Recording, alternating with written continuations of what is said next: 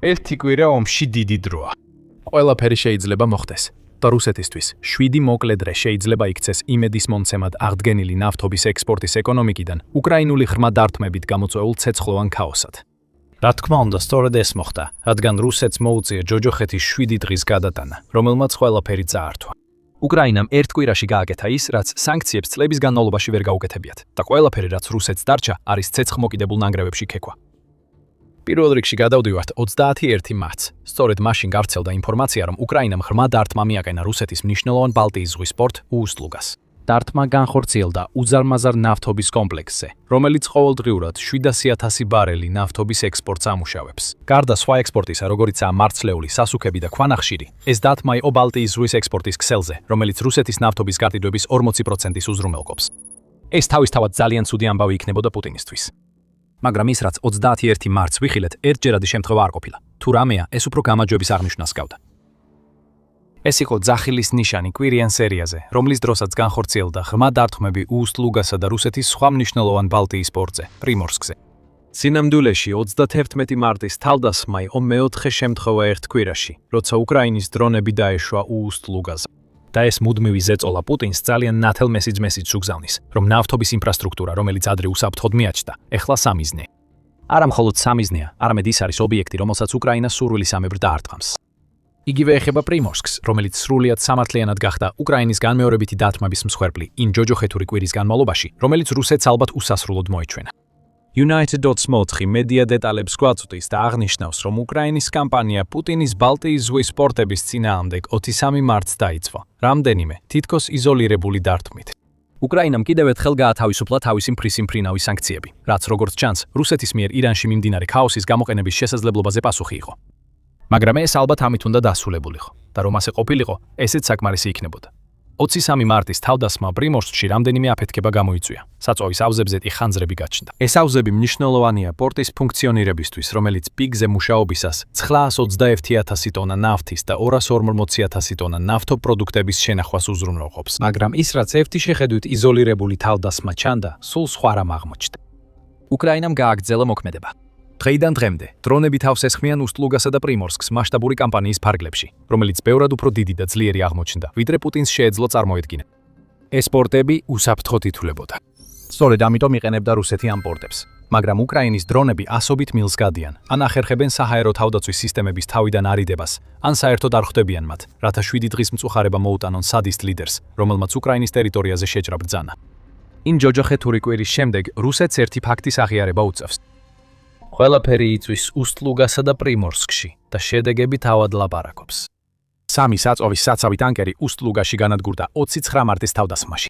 ამ ავზებს საერთო ჯამში 90,000 ტონა ნავთობის ტევადობა ჰქონდათ, რომელიც მთლიანად იწვის ავზების დანგრეულ კორპუსებთან ერთად, სადაც ადრე ინახებოდა. უკრაინის 25 მარტის დარტყმამ იმავე პორტზე გაანადგურა 5 საწვავის შესანახი ავზი, რაც კიდევ 150,000 ტონა საწვავის დაწვას ნიშნავს. ასევე დააზიანა პორტში მდგომი 3 ჩრდილოვანი ფლოტის ტანკერი. მსგავსი ზიანი დაფიქსირდა პრიმორსკშიც და რუსეთს რამდენჯერმე მოუწია ნავთობის ჩატვირთვის სრულად შეჩერება გასული კვირის განმავლობაში. როდესაც რუსეთი აკრობს ხანძრებს, აფასებს ზიანს და ებრძვის იმ ფაქტს, რომ მის განადგურებულ პორტებს ძველი სიმძლავრის აღსადგენად კვირები თუ არა თვეები სჭირდება სარემონტო სამუშაოებისთვის. და თუნდაც სარემონტო სამუშაოები დაიწყოს, რუსეთს ესმის, რომ უკრაინას შეუძლია ისევ დაუმიზნოს პორტებს.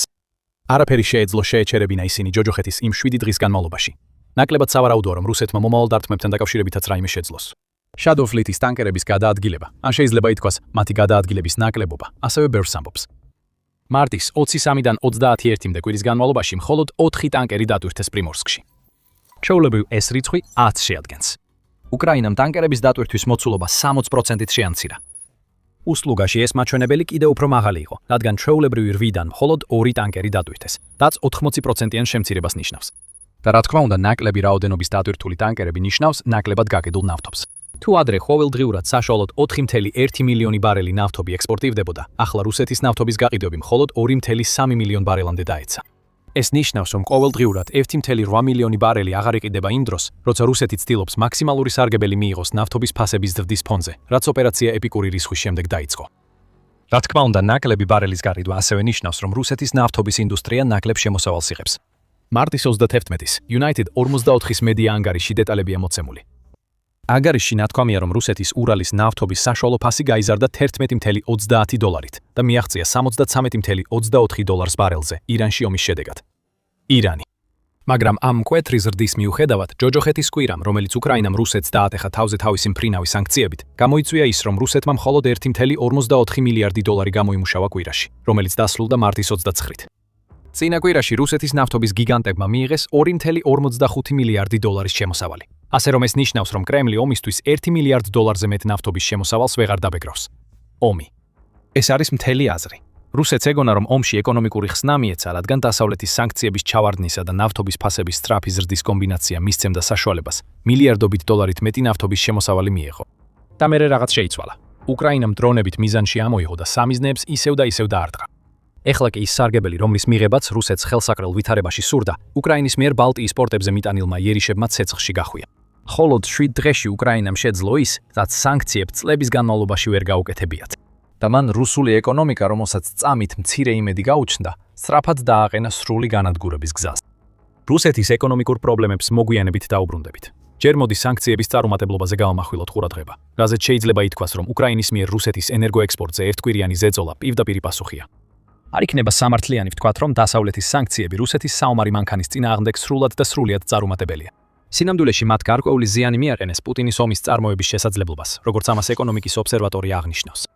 გამოცემის თქმით, პუტინის შეჭრის დაწყებიდან 2025 წლის აგვისტომდე დასავლეთის სანქციებმა რუსეთს დაახლოებით 100 მილიარდი დოლარის შემოსავალი დააგარგვინა, რომელიც ვეღარ გამოიყენება ჯარისკაცების გასამრჯელოდ ან უკრაინაში გამოსაყენებელი ტექნიკის შესაქმნელად. ეს კარგი შედეგია, ამას უარყოფა არ აქვს. თუმცა პრობლემა იმაშია, რომ 100 მილიარდი დოლარი 3 წლის განმავლობაში ძალიან მცირეა იმ თანხასთან შედარებით, რომელიც რუსეთმა ნავთობისა და გაზის გაყიდვებიდან მაინც შეძლო მიეღო. ეკონომიკის ობსერვატორიის თქმით, მხოლოდ 2024 წელს რუსეთმა ნავთობისა და გაზის ექსპორტიდან 225 მილიარდი დოლარის შემოსავალი მიიღო. ეს მოხდა სანქციების მიუხედავად და რეალურად ეს 0.5%-ით მეტია, ვიდრე 2023 წელს მიღებული თანხა. და მხოლოდ 3.7%-ით ნაკლებია 2021 წლის შემოსავალზე, რომელიც იყო წელი მას შემდეგ, რაც COVID-19 პანდემიამ ნავთობის გაყიდვები მნიშვნელოვნად შეამცირა.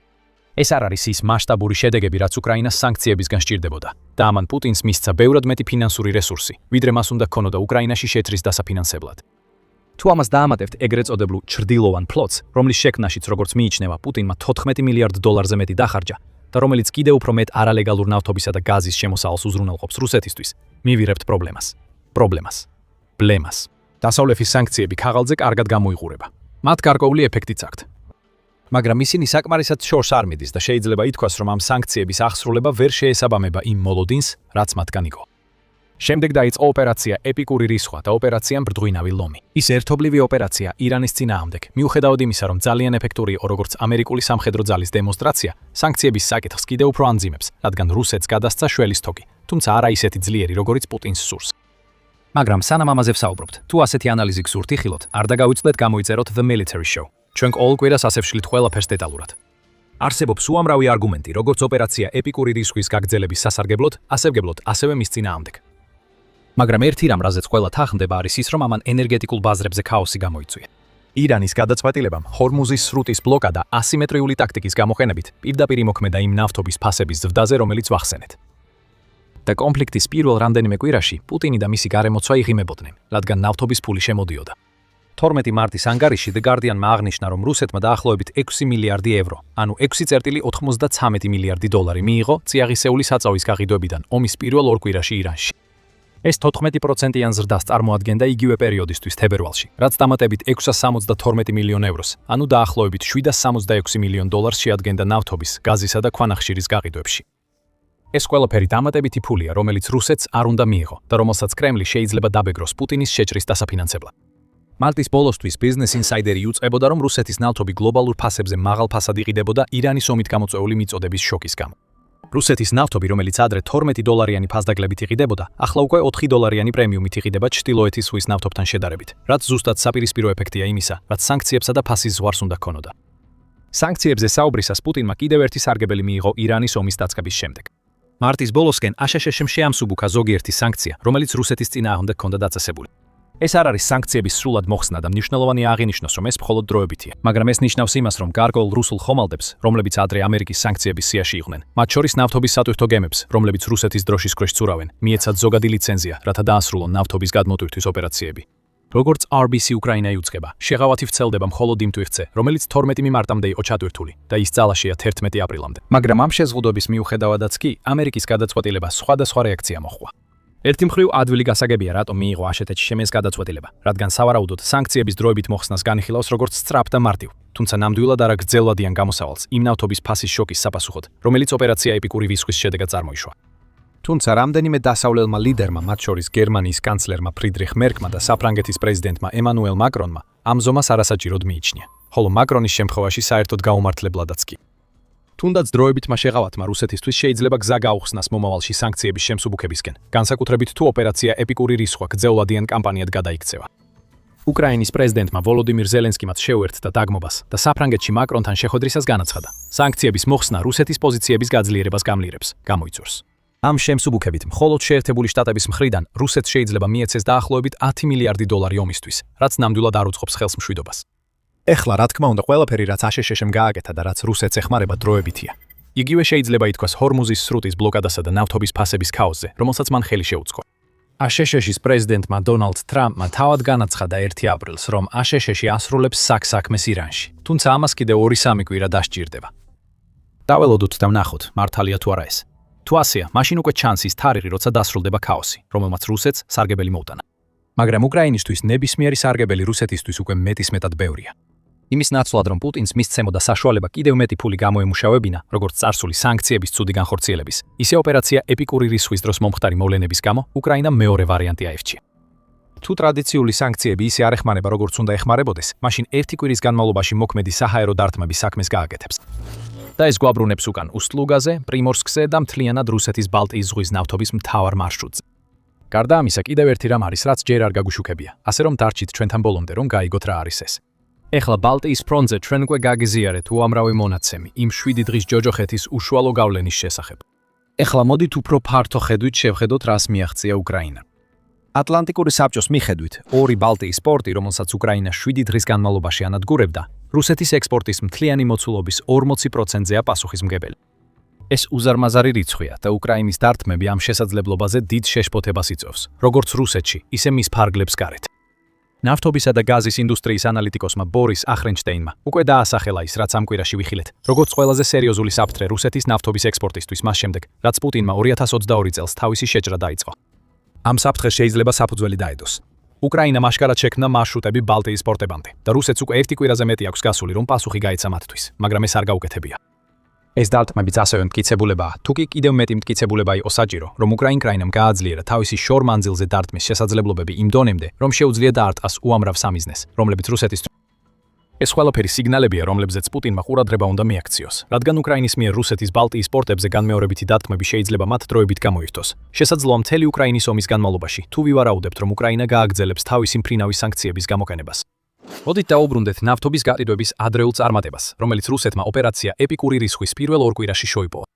ადრე გითხარით, რომ The Guardian-ის ცნობით, რუსეთმა ომის პირველ 2 კვირაში 6.93 მილიარდი დოლარი გამოიმუშავა. ბალტიის პორტები უკრაინას სრულად არ დაუხურავს, მაგრამ უკრაინა სულ უფრო უახლოვდება ამას. თუ ეს მოხდება, 2 კვირიანი 6.19 მილიარდი დოლარი 4.158 მილიარდ დოლარამდე შემცირდება მხოლოდ იმიტომ, რომ რუსეთი ექსპორტის 40%-ის დაკარგავს. დავამატოთ ის 225 მილიარდი დოლარი, რომელიც ადრე ვახსენეთ, რაც იყო რუსეთის 2024 წლის ნავთობისა და გაზის შემოსავალი. ეს 151 მილიარდამდე მცირდება, როდესაც რუსეთის საექსპორტო შესაძლებლობების 40% მწყობრიდან არის გამოყვანილი. აქ რასაც ვამბობთ არის ის, რომ უკრაინის საჰაერო სანქციებმა აჩვენა, რომ რუსეთის ეკონომიკაზე შეიძლება სერიოზული გავლენა იქონიოს სულ რაღაც 1 კვირაში. წარმოიდგინეთ, რა შეძლებდა უკრაინა 1 თვის ან 1 წლის განმავლობაში დარტყმებით. ბალტიის პორტები შეიძლება გადაიქცეს ცხელ ზონად, სადაც არც ერთი ტანკერის კაპიტანი სარგონებაზე აღშევა. და ეს შეიძლება მილიარდობით დოლარი გამოაცალოს პუტინის საომარ ბიუჯეტს. და უკრაინისთვის საქმე კიდევ უფრო უკეთესად მიდის. ცოტა ხნის წინ გითხარით, რომ კიდევ ერთი რამ არის, რაზეც ვიდეოში ჯერ არ გვისაუბრია. ის მეორე რამ არის სიბირეთი. თუ ვლადიმერ პუტინი ფიქრობს, რომ ის რაც ახლა რუსეთის ბალტიის პორტებში ხდება პრობლემა, გაცეცხლდება, როცა მიხვდება, რომ უკრაინა ყველაფერს ერთმანეთთან აკავშირებს, რათა შექმნას კამპანია, რომელიც რუსეთის ეკონომიკას დაასუსტებს. United 24. მედია დეტალებს გვაწვდის და აღნიშნავს, რომ უსტლუგა და პრიმორსკი სიბირეთის ნავთობის მიწოდების ჯაჭვის ნაწილია, რომელშიც შედის დრუჟბას ნავთობსადენი და ორი ნავთობგადამამუშავებელი ქარხანა, კიროშინევ და ორგსინტეზი და იაროსლავლი. ერთობლივად ეს ობიექტები პასუხისმგებელნი არიან 2.6 მილიონ ბარელზე იმ 9 მილიონიდან, რომლის წარმოებასაც თავად რუსეთი ამტკიცებს, რომ ყოველდღიურად შეუძლია. ეს თითქმის რუსეთის ნავთობის ექსპორტის მესამედია, რომელიც ამ 5 ობიექტზეა კონცენტრირებული. ეხლა უსტლუგა და პრიმორსკი იმდენად ძლიერად ზიანდებიან, რომ იძულებულნი არიან შეწყვიტონ მუშაობა. დრუჟბას მილსადენი იანვრიდან დაკეტილია, რაც მიწოდების პრობლემებს ქმნის უნგრეთისთვის, სლოვაკეთისთვის, ჩეხეთისთვის და კიდევ რამდენიმე სხვა ევროპული ქვეყნისთვის. ეს ნიშნავს, რომ 5-დან 3 წერტილი უკვე დაკავშირებულია.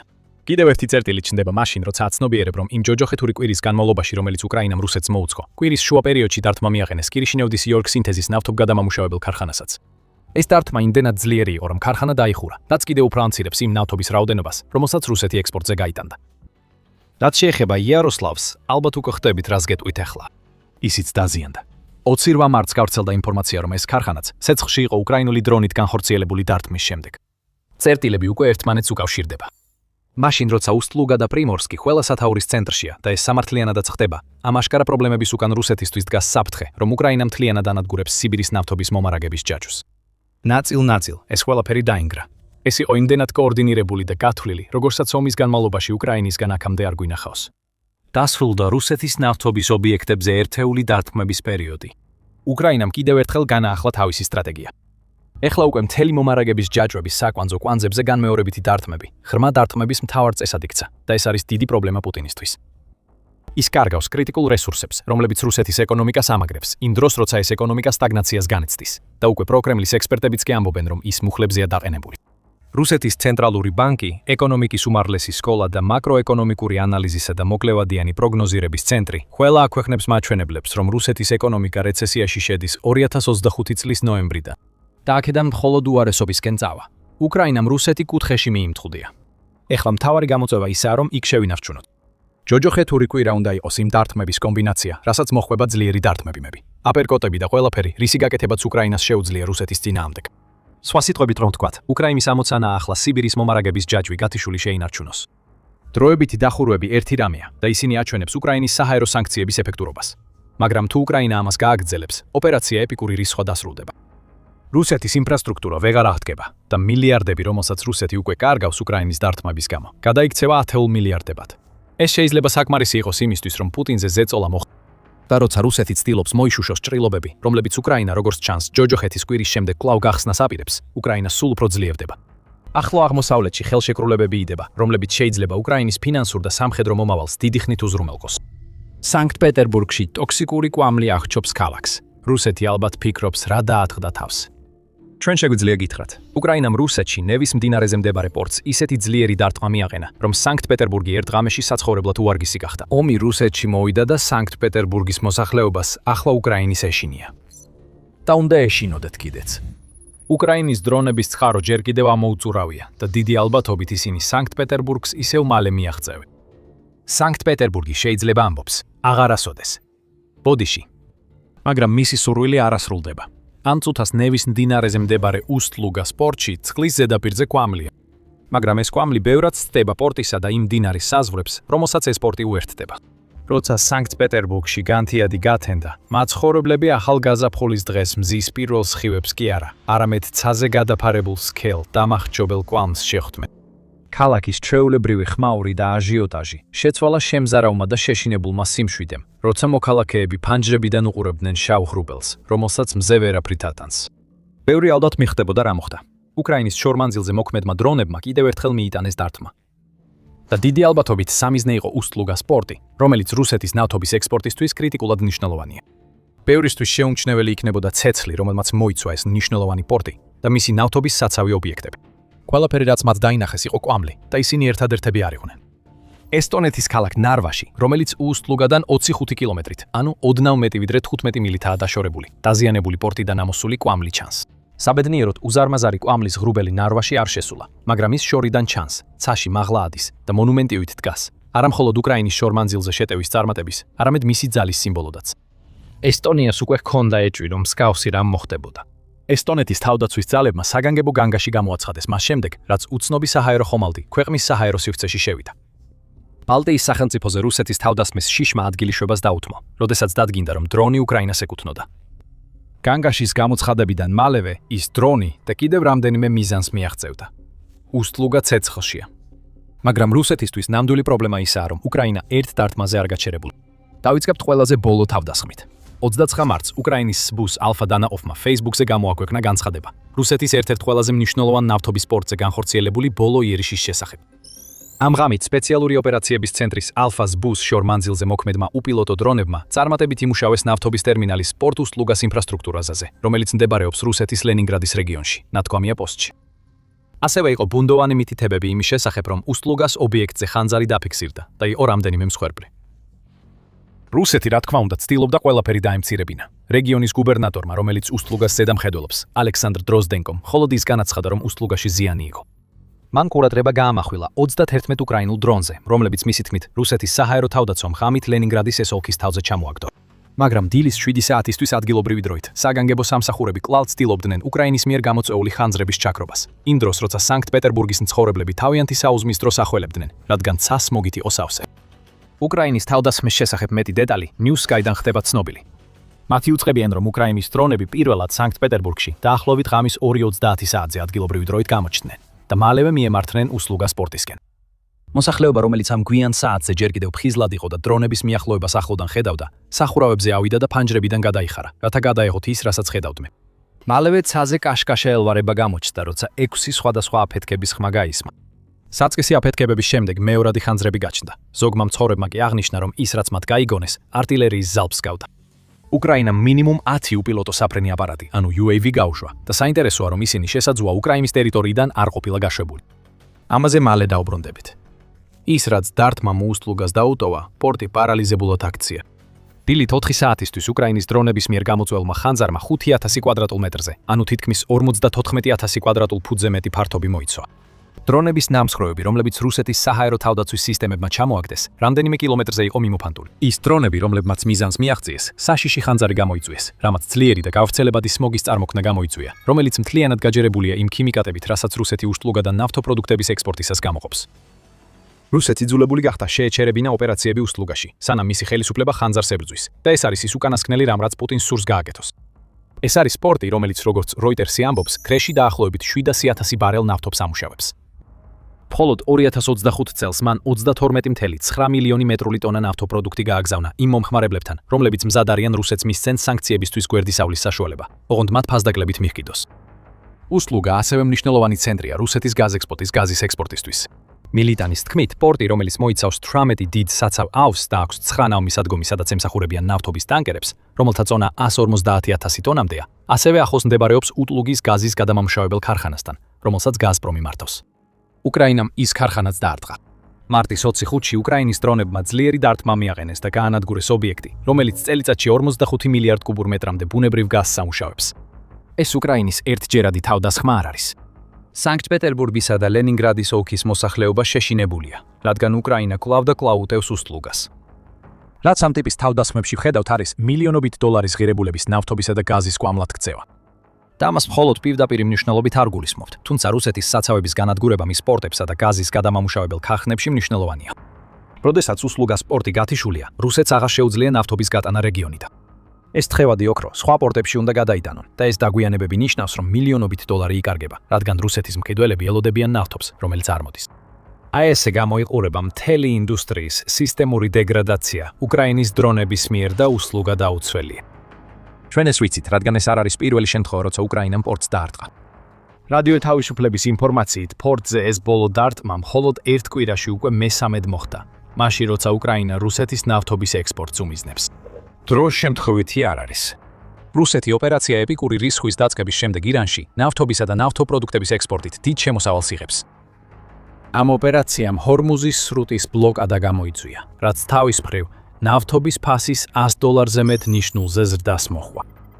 მიუხედავად იმისა, რომ რუსეთი სანქცირებულ ნავთობზე დიდ ფასდაკლებებს აკეთებს, კრემლი მაინც დიდ შემოსავალს იღებს, რადგან ახლა თითო ბარელ ნავთობს 20 ან 30 დოლარით უფრო ძვირად ყიდის, ვიდრე წლის დასაწყისში. წხისში. უკრაინას ამ მდგომარეობისთვის ბოლო უნდა დაესვა და ამის საუკეთესო გზა, რას მან იცის, არის რუსეთის ერთ-ერთ ყველაზე მნიშვნელოვან ნავთობის პორტზე გამანადგურებელი დარტყმების მიყენება. უსტლუგა ერთადერთი პორტი არ არის, რომელსაც უკრაინამ შეუტია. უკრაინის დრონებმა ასევე დაარტყეს ბალტიის ზღვის კიდევ ერთ მნიშვნელოვან ნავთობის ტერმინალს პრიმორსკში, რამაც გამოიწვია ხანძრები და შეჩერებები, როგორც ეს უტლუგაში ვხედავთ.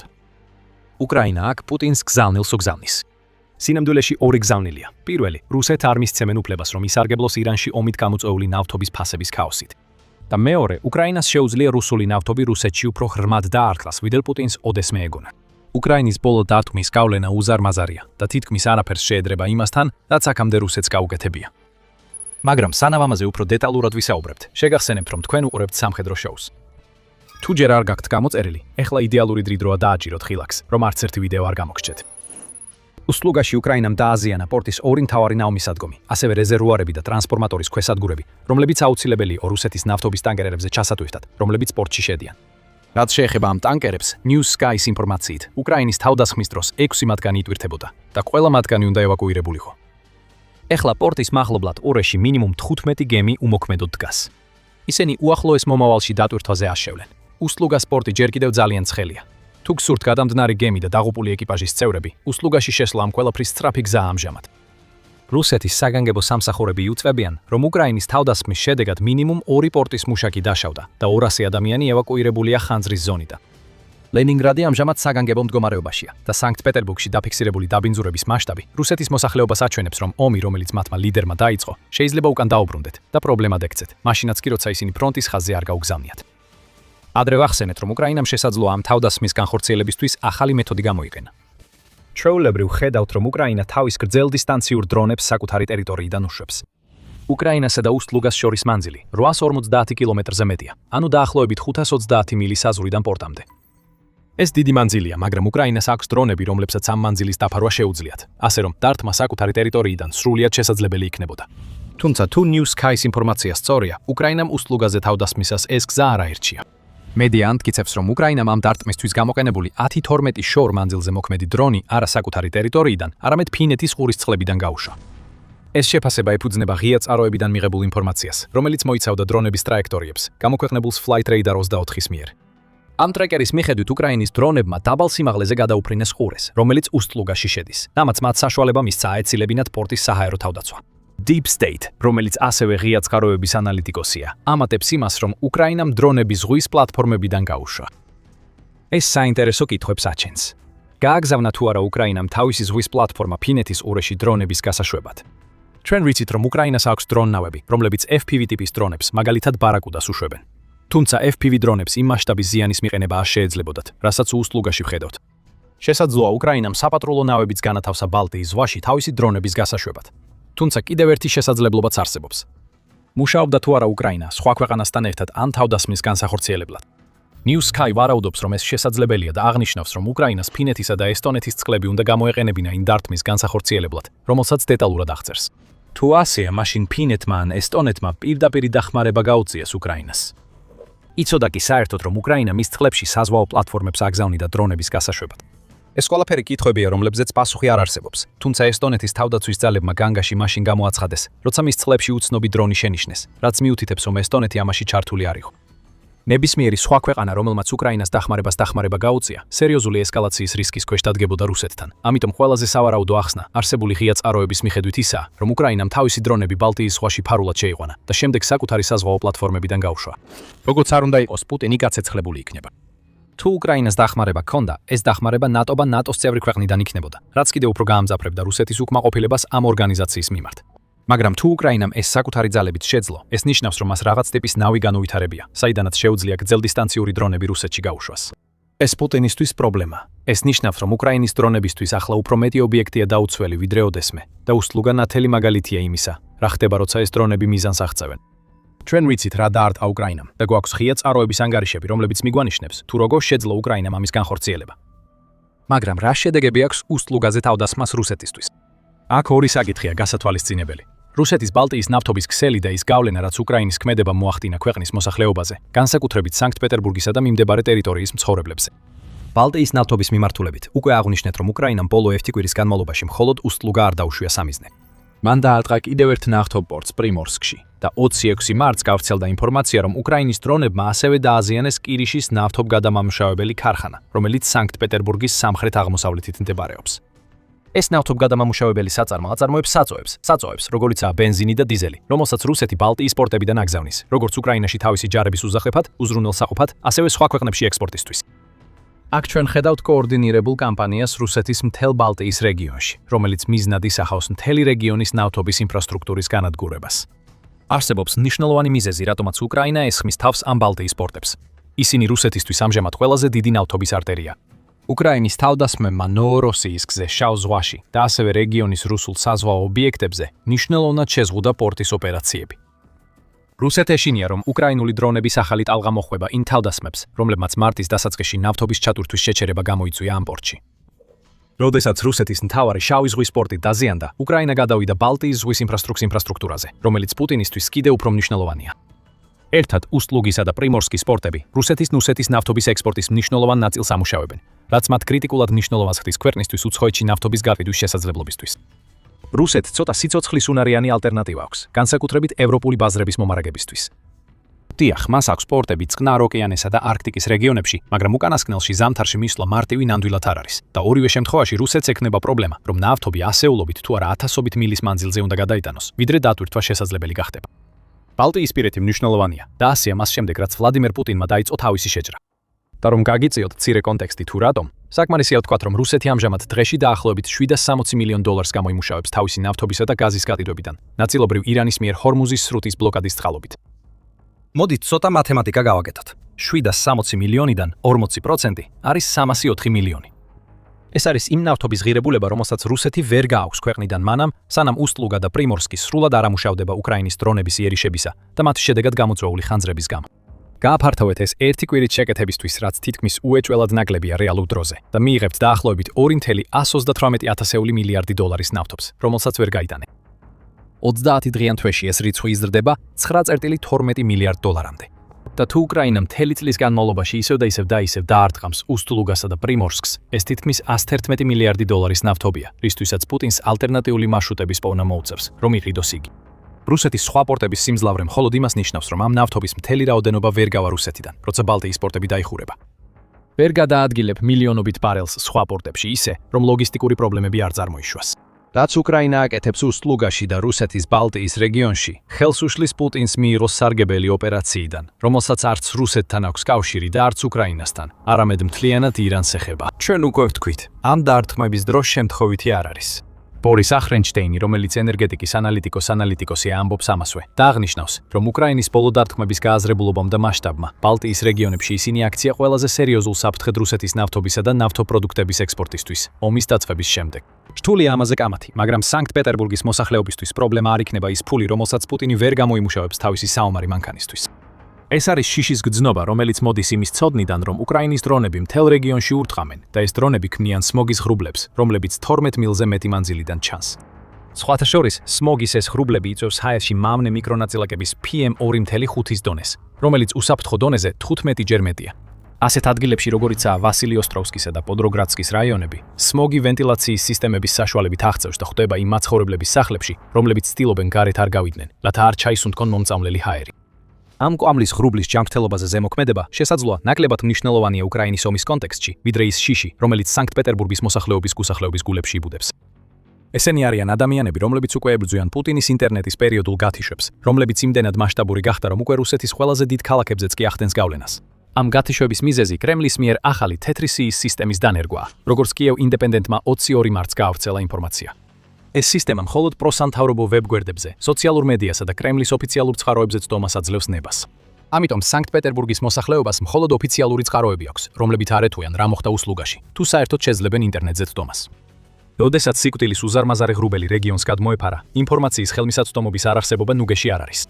პუტინისა და მისი პოლიტიკის ყველაზე გულმხურვალე მხარდამჭერიც კი შეშინებული იქნება. ბოლოს და ბოლოს ერთი რამ არის, როცა გატყუებენ. სრულიად სხვა, როდესაც შხამიან ჰაერს სუნთქავ, რუსეთის ნავთობის პორტები იწვის და მაინც გონია, რომ პუტინი ის ადამიანია, ვინც რუსეთს დაიცავს. უკრაინა სწორედ ამ ფაქტზე ამყარებს იმედს, რაც უფრო მეტ შიშს გამოიწვევს რუს მოსახლეობაში, მით უფრო გაძლიერდება სურვილი და ასრულდეს პუტინის ეგრეთ წოდებული სპეციალური სამხედრო ოპერაცია. უსტლუგა შეიძლება რუსეთის ბალტიის ნავთობს ეხებოდა და უკრაინის დარტყმამ ეს საკითხი მოაგვარა. მაგრამ ნამდვილი გავლენა შეიძლება უფრო რუსეთის ქუჩებში იგრძნოს, ვიდრე ნავთობგადამამუშავებელ ქარხნებსა და ნავთობის ტერმინალებში. ნავთობი იწვის ბალტიის რეგიონში, მაგრამ ეს იმიტომ არ ხდება, რომ პუტინმა საბოლოოდ დააჭირა სასახლეც და ბალტიის ქვეყნებთან ომი დაიწყო.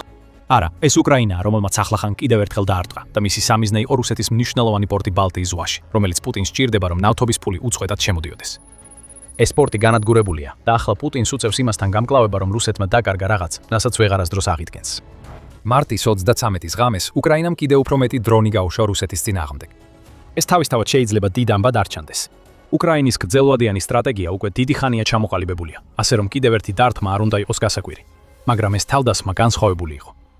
უკრაინის სამიზნე 23 მარტს იყო პრიმორსკი, რომელიც მდებარეობს ლენინგრადის ოლქში და სადაც განთავსებულია ტრანსნეფტის ნავთობის ტერმინალი, რომელიც რუსეთის ფედერაციის ერთ-ერთი ყველაზე მნიშვნელოვანი ნავთობის საექსპორტო ჰაბია.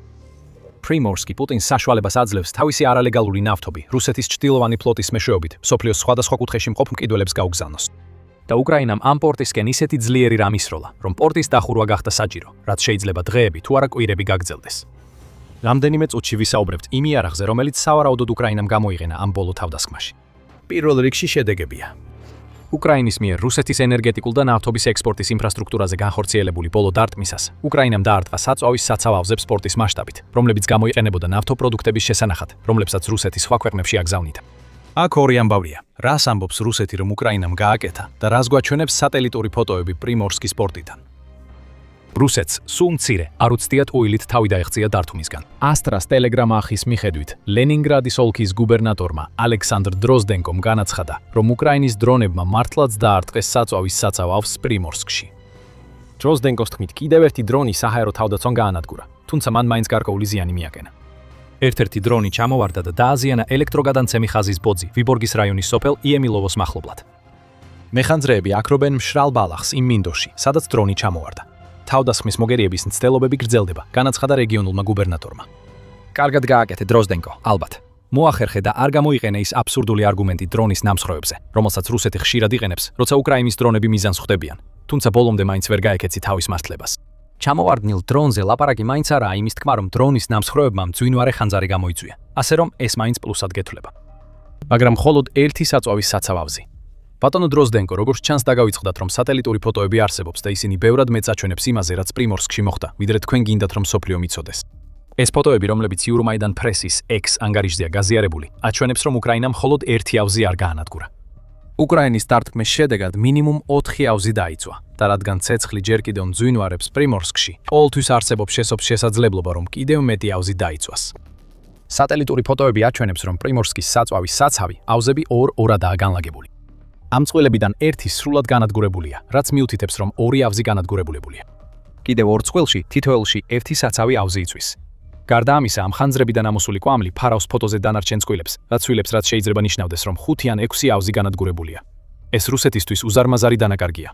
და უკრაინის დარტყმა იმდენად ძლიერი იყო, პერსონალის ევაკუაცია და პორტის დახურვა გახდა საჭირო, რომელიც კრიტიკულად მნიშვნელოვანია პუტინის მცდელობისთვის, გამოიყენოს ჭრილოვანი ფლოტი და მილიარდობით დოლარის ნავთობის ფული მოსკოვში შეიტანოს. მაგრამ სანამ ამაზე უფრო დეტალურად ვისაუბრებთ, გითხარით, რომ დარტყმა პრიმორსკზე განსხვავდებოდა უკრაინის სხვა დარტყმებისგან, იმ იარაღის გამო, რომელიც უკრაინამ გამოიყენა. ეს ჩანს იმ ფაქტიდან, რომ უკრაინამ უკვე დაარტყა პრიმორსკს ადრე. 2025 წლის სექტემბერში უკრაინამ დრონით დაარტყა იმავე პორტს, რომელსაც 23 მარტს დაარტყა. დარტყმას ჰქონდა გავლენა. ეს იყო 221 დრონიანი შეტევის ნაწილი, რომელიც უკრაინამ რუსეთის რამდენიმე რეგიონზე განახორციელა და შედეგად ხანძარი გაჩნდა როგორც პრიმორსკში ნაომის ადგომზე გემზე, ასევე ნავთობის ექსპორტის ჰაბში მდებარე სატუმ სადგურზე. თუმცა რამდენადაც შთამბეჭდავი არ უნდა ყოფილიყო ეს შედეგები, ისინი ვერ შეედრება 4 უზარმაზარი საწვავის საცავის ცეცხლში გახვევას. ეს გვიჩვენებს, რომ უკრაინამ სტანდარტული გრძელდისტანციური დრონები არ გამოიყენა თავისი ბოლო პრიმორსკის შეტევისთვის. მან გამოიყენა რაღაც განსხვავებული იარაღი, რომელსაც დრონ რაკეტის ჰიბრიდს უწოდებენ და რომელიც უკრაინას აძლევს შესაძლებლობას არა მხოლოდ ღრმად დაარტყას რუსეთის ტერიტორიაზე, არამედ უფრო ძლიერად დაარტყას ვიდრე ოდესმე აქამდე. ეს იარაღია ფლამინგო. და ტელეგრაფის მიხედვით გაცილებით უფრო ძლიერი აფეთქებები, რაც 23 მარტს ვიხილეთ, მიუთითებს, რომ უკრაინამ პრიმორსკზე დრონების ნაცვლად რაღაც ტიპის რაკეტა გამოიყენა. ფლამინგო ლიდერია და ადვილია იმის თანახმა, რატო. ფლამინგო არის ყველაფერი, რაც უკრაინის ღრმა დარტყმის სტრატეგიას ბოლო რამდენიმე წლის განმავლობაში აკლდა. 3000 კილომეტრის, ანუ დაახლოებით 1860 მილის სიშორით და 1150 კილოგრამიანი, ანუ ოდნავ მეტი ვიდრე 2530 ფუნტი. დამანგრეველი საბრძოლო ქობინით. ფლამინგო მარტივად შეუძლია მიიტანოს 10 ჯერ მეტი დამანგრეველი ძალა, ვიდრე სტანდარტულ გრძელდისტანციურ დრონს შეუძლია. დრონისა და რაკეტის ჰიბრიდი დამზადებულია უკრაინაში და ის წარმოადგენს ალტერნატივას დასავლური წარმოების Storm Shadow-სა და ATACMS-ის რაკეტებისთვის, რომლებიც უკრაინამ წარსულში გამოიყენა, თუმცა ისინი შეზღუდულია როგორც სიშორით, ასევე იმით, რომ უკრაინას ხშირად უწევს ნებართვის მიღება მწარმოებლებისგან დარტყმამდე. Flamingostris ასეთი პრობლემები არ არსებობს. და ის ფაქტი, რომ ობიექტი, რომელსაც უკრაინამ დაარტყა, დაახლოებით 1000 კილომეტრშია, ანუ დაახლოებით 621 მილის დაშორებით უკრაინისა და რუსეთის საზღვრიდან, გვიჩვენებს, რომ უკრაინამ უნდა გამოიყენოს იარაღი, რომელიც აერთიანებს დიდ მანძილს და ძლიერ დამანგრევალ ძალას. Flamingo ლიდერია, რადგან ჩანს, რომ უკრაინამ პრიმორსკი ვარდისფრად შერება, სანამ პორტს ცეცხლს დაუკიდებდა.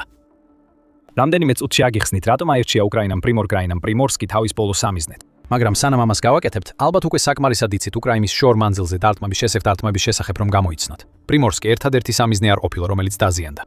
ასე იყო 23 მარტსაც, როცა რუსეთის ნავთობის ინფრასტრუქტურის კიდევ უფრო მეტი ნაწილი დაიწვა უკრაინის დრონების დარტყმების შედეგად. უკრაინის შეიარაღებული ძალების გენერალურმა შტაბმა ამის შესახებ ტელეგრამის პოსტში განაცხადა, სადაც ასევე დაადასტურა უკრაინის თავდასხმა პრიმორსკზე. დარტყმა მიაყენეს ბაშნეუ ფერნერ-ტაკიმის ნავთობგადამამუშავებელ ქარხანასაც. საწარმოს ტერიტორიაზე ხანძარი დადასტურებულია. ბაშნეუ ფერნერ-ტაკიმის ნავთობგადამამუშავებელი ქარხანა რუსეთის შეიარაღებული ძალების საწვავით მომარაგების მნიშვნელოვან რგოლს წარმოადგენს, ითხოვინება გენერალური შტაბი. ეს ნავთობგადამამუშავებელი ქარხანა მდებარეობს უფაში, რომელიც ბაშკორტოსტანის რესპუბლიკის ნაწილია. იგი უკრაინიდან დაახლოებით 1400 კილომეტრით, ანუ თითქმის 870 მილითაა დაშორებული. ამ დარტყმაში ფლამინგოც გამოიყენეს. თუკი გენერალური შტაბი არაფერს ამბობს და არ გაუმჟავნებია, რა იარაღი გამოიყენა პრიმორსკზე დარტყმისთვის. გენერალურმა შტაბმა კი აღნიშნა, რომ უფას ნავთობგადამამუშავებელი ქარხანა წელიწადში 6-დან 8 მილიონ ტონამდე ნავთობს ამუშავებს და ამ ნავთობს გარდაქმნის გამოსაყენებელ პროდუქტებად, მათ შორის საწვავად და ზეთებად, რომლებიც შემდეგ შეიძლება გამოიყენოს რუსეთის სამხედროებმა უკრაინის ტერიტორიაზე. თუ ნავთობგადამამუშავებელ ქარხნებს გაანადგურებ, რუსული საომარი მანქანის სასიცოცხლო საწვავსაც გაანადგურებ. და როგორც გაიგებთ, თუ ჩვენთან დარჩებით, ეს არ არის ერთადერთი სიცოცხლის წყარო, რომელიც უკრაინამ რუსეთს ბოლო დრონული იერიშებით გამოაცალა. კიდევ ერთი თავდასხმაც არის, რომელზეც უნდა ვისაუბროთ. ამ ყველაფერს ემატება ისიც, რომ ტელეგრაფი უწყი უწყება. უკრაინამ დარტყმა მიაყენა უსლუგას, საექსპორტო ჰაბს, რომელიც რუსეთის ნავთობის ინფრასტრუქტურის კიდევ ერთი მნიშვნელოვანი ნაწილია. როგორც პრიმორსკის ჰაბის შემთხვევაში, თავდასხმის შემდეგ უსლუგაშიც შეჩერდა ოპერაციები, რადგან ცეცხლი გაჩნდა ობიექტზე, რომელიც როგორც იუწყებიან, ქრეში დაახლოებით 700,000 ბარელ ნავთობს ამუშავებს. ექსპორტი ამ ბალტიის ზღვის პორტში უკვე განახლდა, იტყობინება როიტერსი 23 მარტს. თუმცა იგივე ვერ ითქმის პრიმორსკზე, რადგან უკრაინამ ძლიერი დარტყმა მიატენა არა მხოლოდ რუსეთის ბალტიის ზღვაში ყოფნას, არამედ ჩრდილოვან ფლოტსაც. ეს იყო მთავარი ფაქტორი კრემლის ხაზინის შევსებაში, ბინძური, ნავთობით შეღებილი ფულით, რადგან პუტინი უკრაინაში შეჭრას უკვე მეხუთე წელიწადში კიდევ უფრო ამძაფრებს. რაც უკრაინამ ახლახან მოახერხა, არის ერთ-ერთი ყველაზე დიდი, თუმცა შესაძლოა დაუფასებელი სისუსტის წარმოჩენა მთელი რუსეთის სამხედრო მანქანისთვის. ბალტიისპირეთი პუტინისთვის უფრო მნიშვნელოვანია, ვიდრე თავადაც კი აღიარებს და ახლა ვეგეტყვით რატო. მაგრამ სანამ ამას გავაკეთებთ, მცირე შენიშვნა. გახსოვდეთ, თქვენ უყურებთ სამხედრო შოუს. ამაზე ბევრად მეტი გვაქვს თქვენთვის, ასე რომ გამოიწერეთ არხი თუ თქვენთვის საინტერესოა. მარჩა. პირველ რიგში, რატო არის პრიმორსკი მნიშვნელოვანი რუსეთისთვის ბალტიის ზღვაში და როგორ მიედინება ფული კრემლის ხაზინაში?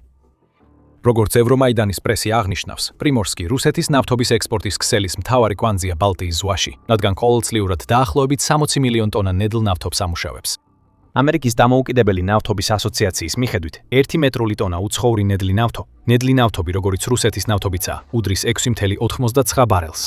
თუ ამას 60 მილიონზე გაამრავლებთ, მიიღებთ 419,4 მილიონ ბარელ ნავთობს, რომელიც ყოველწლიურად გადის პრიმორსკიდან. ეს რიცხვი მოგვიანებით მნიშვნელოვანი გახდება, როცა კიდევ რამდენიმე გამოთვლას გავაკეთებთ, მაგრამ ახლა საკმარისია ვიცოდეთ, რომ უკრაინამ ახლახან გამორთო პორტი, რომელიც პუტინის საომარ ბიუჯეტში მილიარდობით დოლარს შეაქვს, შესაძლოა რამდენიმე დღით თუ არა კვირებით. და ის ფაქტი, რომ უკრაინამ ნავთობის საცავის ავზებს დაარტყა, ასევე ჭკვიანური იყო, რადგან ეს ნიშნავს, რომ ნავთობი იწვის მაშინ, როცა პრიმორსკი დახურულია, რაც რუსეთს კიდევ უფრო მეტ ფულს აკარგვინებს. პრიმორსკი ცენტრალურია რუსეთის მთელი სამხედრო სისტემისთვის, რადგან ის უზრუნველყოფს საწვავის შენახვას, გადამუშავებას და ტრანსპორტირებას, რომელსაც პუტინის ჯარისკაცები უკრაინაში იყენებენ.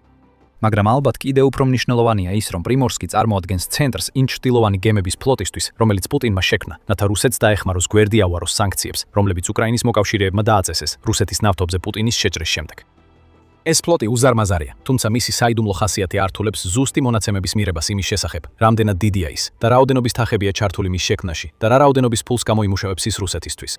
Sky News-ის მიხედვით, ჩრდილოვან ფლოტში დაახლოებით 800-მდე ხომალდია, რომელთაგან ბევრი მოძველებული ნავთობის ტანკერია, რომლებიც წლების წინ უნდა გაეყვანათ ექსპლუატაციიდან, მაგრამ ისინი კვლავაც წყალში ტივტივებენ, მიუხედავად იმისა, რომ გაცვეთილი და ცუდად მოვლილია, რათა რუსეთმა შეძლოს ნავთობის გაბედვის გაგრძელება.